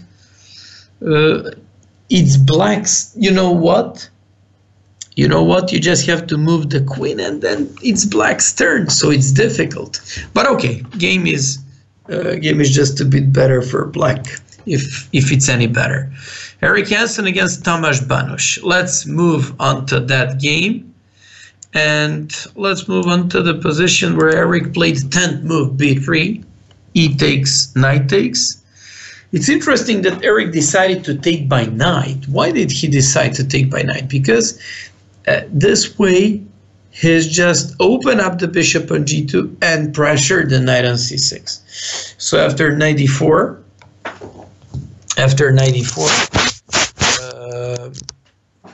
knight takes d4, e takes d4. Now he opened up the bishop on g2, definitely close the bishop on a7, and white is a bit better.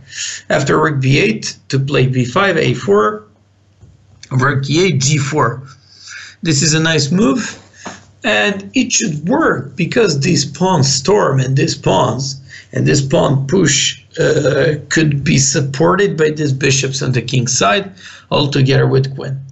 So after knight h7, queen d3, knight f8, bishop a3, knight g6, rook e8 to e1, and white is just a bit better. By the way, once again, you're following the last round of the last match for the Pro League season 2018. Unfortunately, we are not going to fight for the playoffs and for the best 4 teams in Atlantic Division. From another point of view, we're just facing Webster, Windmills, who already qualified. And by the way, don't forget, I'm the guy who's analyzing these games for you. Miodrag Perunovic, international master from Serbia. Eric has a bit better position here. So let's take a look at the game between Ilya Nizhnik and Aman Hambleton. Aman's game looks fine. Looks a bit better for. Actually, depends whose turn it. Okay, it's Aman's move.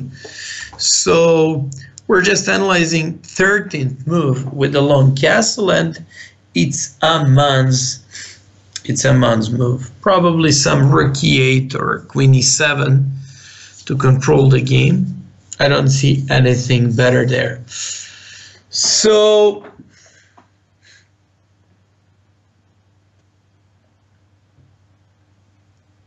knight along castles it really looks a bit better for white because of more space in that position. Okay, so let's take a look at the game between Šarić and Lequan Liam. Šarić is not down a pawn. He's just having like a weird pawn structure.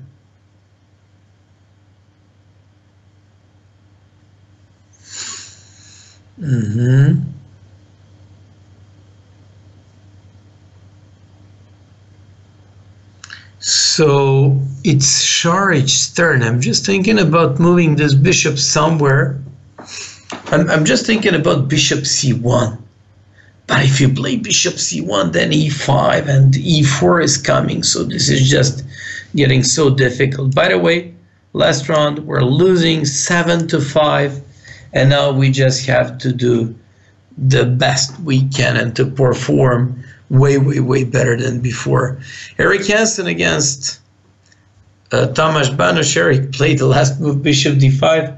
I just laughed for a moment because I'm not sure if you see the tactics behind this move, but he just did it to play queen takes g6. So Erik wants to play queen g6. And that could be interesting. Can he play queen g6, he takes d5, queen d6 in this position? I'm just considering this option loud.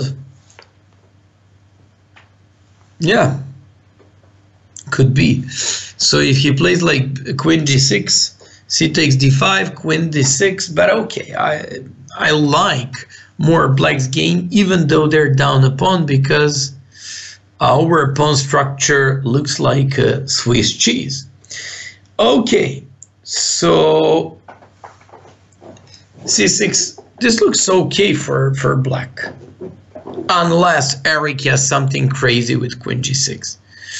So let's take a look at the game between Ilya Nizhnik and Aman Hambleton. I have to say now very proudly that I like Aman's position. It looks nice. He just completed his development, wants to play rook e8 and another rook to d8, and this is going to be a round draw. So that position is equal. Then let's take a look at a game between Erik Hansen and Tamás Bános. He's been threatening to take on g6 by queen. They played c6, and what to do now? So somebody said that Pittsburgh played against Miami pawn grabbers 8-8. Are you serious? Which means that we need to win this match. Not to win this match, we need to play at least equal in this match. Just a moment, let me just open it up.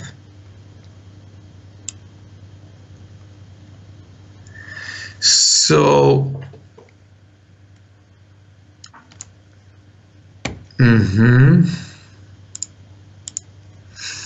so let me just tell you, Miami champions, if they make a draw, we will need to at least make a draw.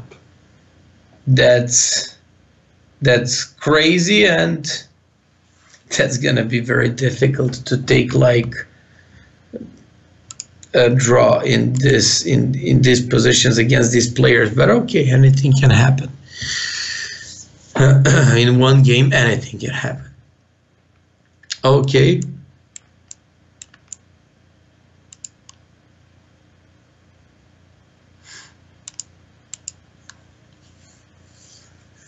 Well, I'm just considering this Erik Hansen's position. It's nice. He's got more space, nice development. It's pretty nice opening. White is a bit better. Let's take a look at the game between Šarić and Lequan Liam. Position is getting completely crazy. I cannot get absolutely any proper assessment. But do you know what is interesting? The more they play, the better game this one is for for white. Bishop f6 threatening the rook. So if c takes d3, probably c takes d3 and the rook is hanging, and also knight on c4.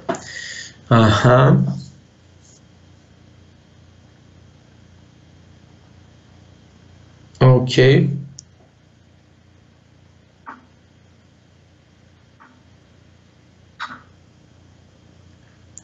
Okay, queen c8.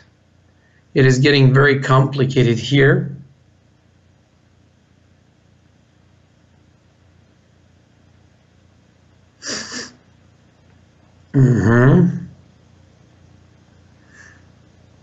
Now even Šarić is getting...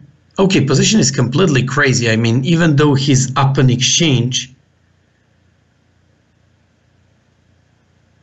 this is very, very difficult.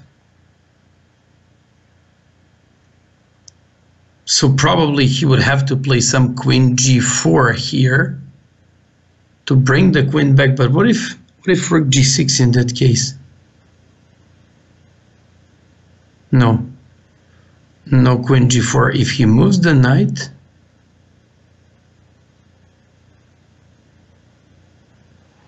it's getting difficult. And maybe b3, not queen g4. Queen g4, rook g6, and this is getting.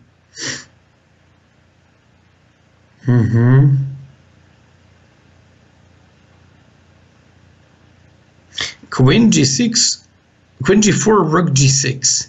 That one loses. Not loses, but it's okay for black. What if b3, and then to be able to put the knight somewhere?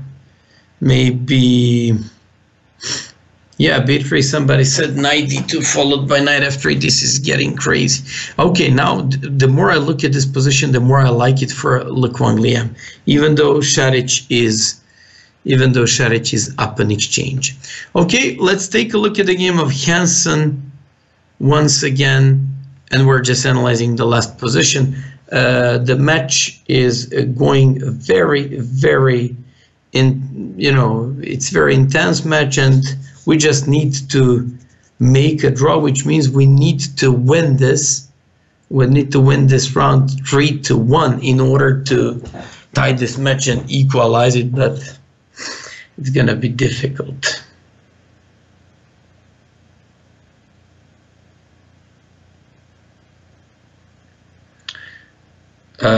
Eric's position doesn't look that bright either, because his king is kind of open. This guy has a bishop here, but this bishop on a7 doesn't look that bright as well.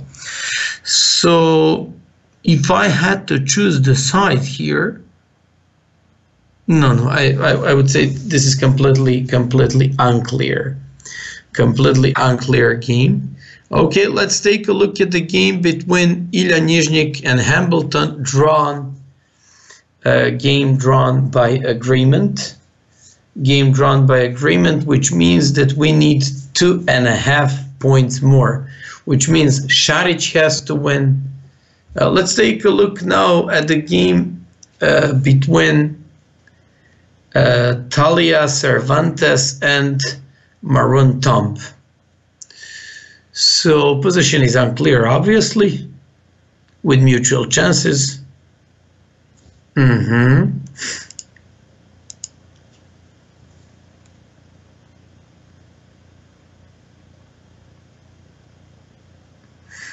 Okay.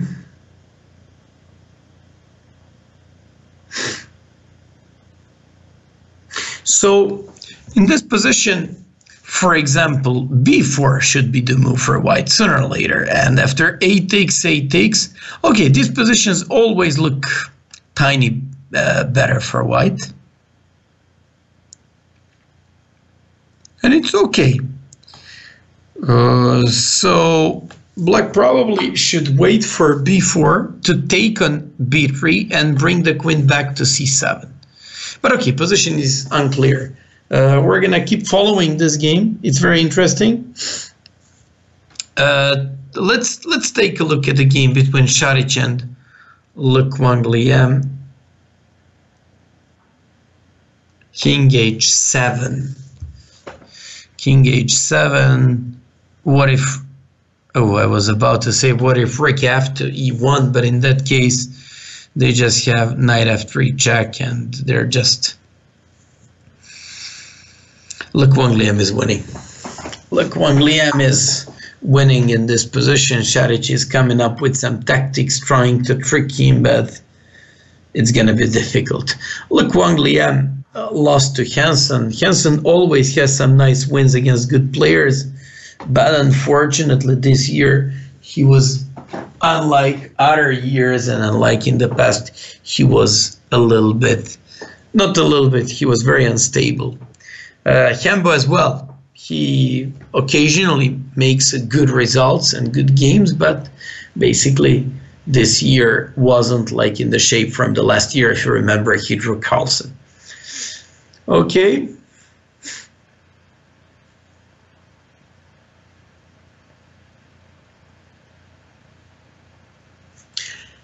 Le Quangliam is winning, which means that we are going to be relegated, and which actually means that we'll see each other with commentary already this year. If we kept in the Atlantic Division, we would be able to actually keep the commentary for the 2019, but we're going to see each other way earlier, because we would have to fight for the playoffs at the end of this year. Well, nothing new. We missed so many chances. If you remember last week, we were leading 4-0 after the first round, and everything would be okay and would be ended. But we lost that match eventually. Then, if you remember, we lost a couple of matches in the last couple of minutes, and sometimes we simply didn't have luck in some of these games. So it's more or less pretty much expected that, especially in situation where you almost play without top first boards because they were performing so bad. That's why we will have to fight to be in the Atlantic Division next year. But okay, this is winning for Le Quangliam. Let's take a look at the game between Hansen and Tamás Banos.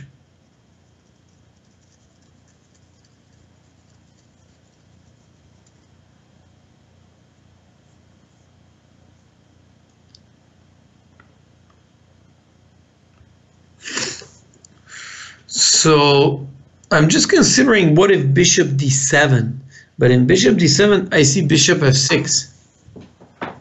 So he played bishop e8. That was an interesting trick. Okay, queen f3. Eric plays a nice move. Eric always has a very unclear games in the last rounds, always full of excitement. What if queen f5 here? He takes the knight on c3. But anyways, it would be nice to take that, to play queen e6 check, and to play, I don't know, to double that works.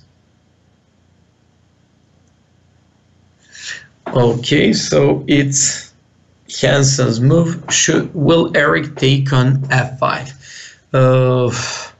By the way, just to remind you that Aman Hambleton drew against Ilya Nizhnik, which means they're leading 7.5 to 5.5.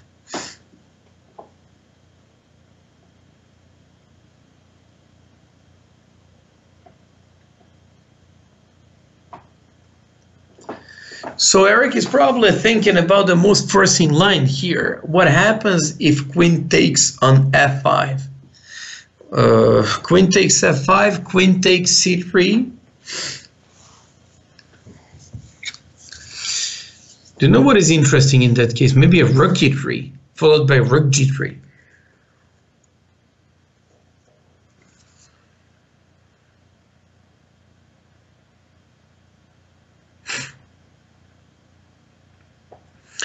Krakens also drew against bishops, which is weird, but okay. Do you know what is like big cancellation? Even if we had won the previous week match, we wouldn't be able to fight for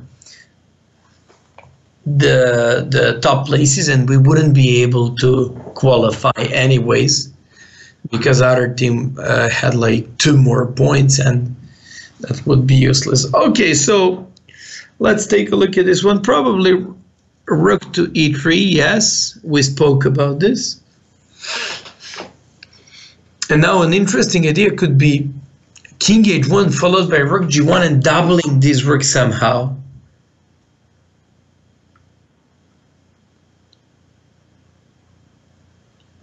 So now rook to e1.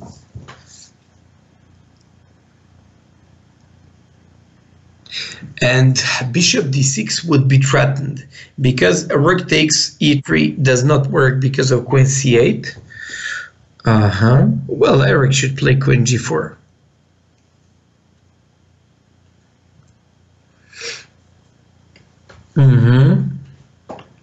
So queen d5. I'm considering if queen d5, queen d5, queen g6 he played. What if queen f7?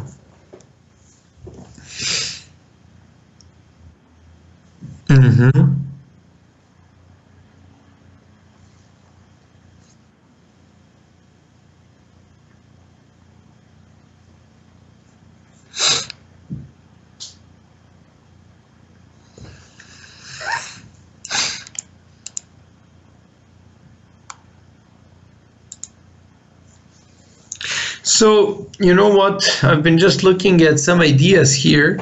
So after queen g4, queen f4, queen g2, Eric is forcing this game. He wants to win. That's what I like.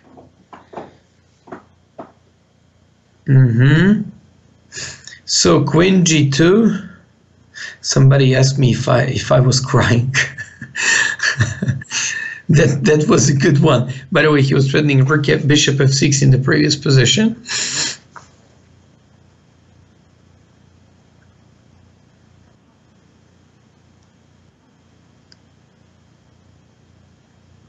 Oh, I just have the result. I just have the result of the match. And I just have to tell you what's happening there. Le Quang Liam has just defeated Ivan Šarić, which means that we lost this match. And I think that you just told me that there was a match between Krakens and other guys. 8-8. So they tied it, but that doesn't care us too much because we're still up half points in comparison to these guys. But basically, when it comes to Miami Champions played 8-8 against,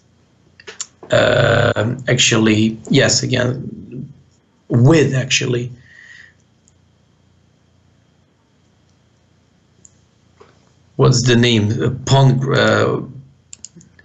Pittsburgh Pawn Grabbers, which means that we will have to see each other in the end of this year playing for playoffs and trying to be in this league again. Can you believe it? Last year we were fighting for the first place. Bishop f6, Eric, bishop f6, bishop, exactly.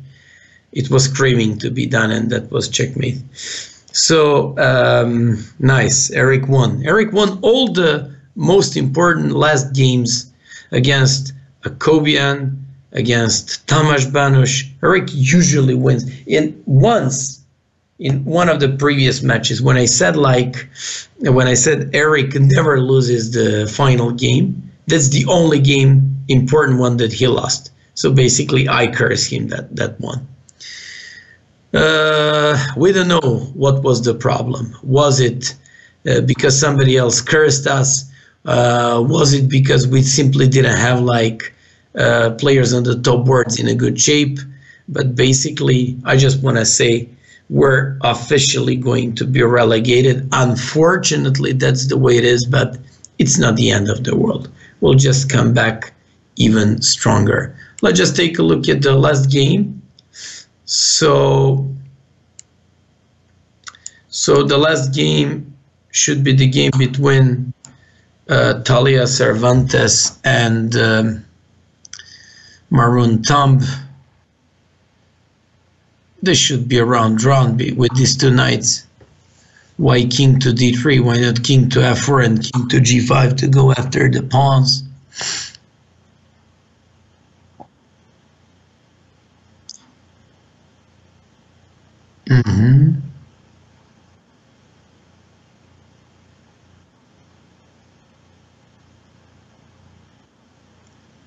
So knight f4.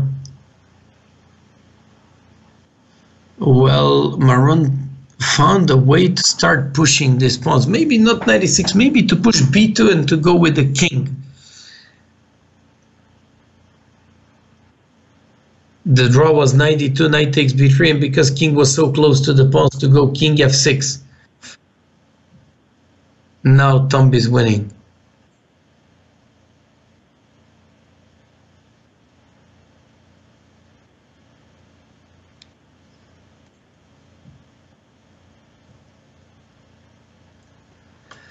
Okay, this is gonna be a nice win for Maroon Thumb. Congratulations, because in his first appearance for the Chessbrahs, I told you about this game in the beginning of the match. I said he just has to win this game, and he managed to win it. Probably once again somebody else. Yeah, well, that would be all for this round 9. That would be all for this season 2018. That would be all for probably the worst Pro League season we've ever played. Okay, so far they were 2, but this was really, really bad one. Unfortunately, we're now officially relegated. I also have to say that judging by games, judging by number of blunders, missed chances, judging by like lack of concentration and luck in a crucial moment, shape of our players, inability to hold top 2 boards in most of the matches, we just deserve to be relegated this year. But okay, it doesn't mean anything. It just has to mean that we just have to come back even stronger. Our guys just have to be, let's just say, better prepared. But it's not about preparation. Simply in some crucial moments, we lack concentration, luck, and sometimes something more about. Doesn't matter about that. We thank you all for watching for all these weeks. Thank you all for supporting us, for subscribing, for coming up with donations. Hope you like my commentary. At least I try to be honest. I try to always say what I really think about the games, players, openings. It wasn't so easy. I just have to say that it was pretty depressing year for a commentator like this, because last year, all the time, we've been doing the commentating, and we would just hope for all the best. This year, it was pretty depressing, pretty difficult, and all the time you just hope for the best, and your guys keep losing. Once again, thank you all for watching, and you'll be able to see me more streaming on Chessbrahs from now on. This was just an official part. Thanks again. Bye-bye, and see you next year, maybe even this year, playing for the playoffs. So it's gonna be, we're gonna deal together way earlier than usually. Usually we meet in January, but this is gonna be a little bit earlier. Bye bye and all the best.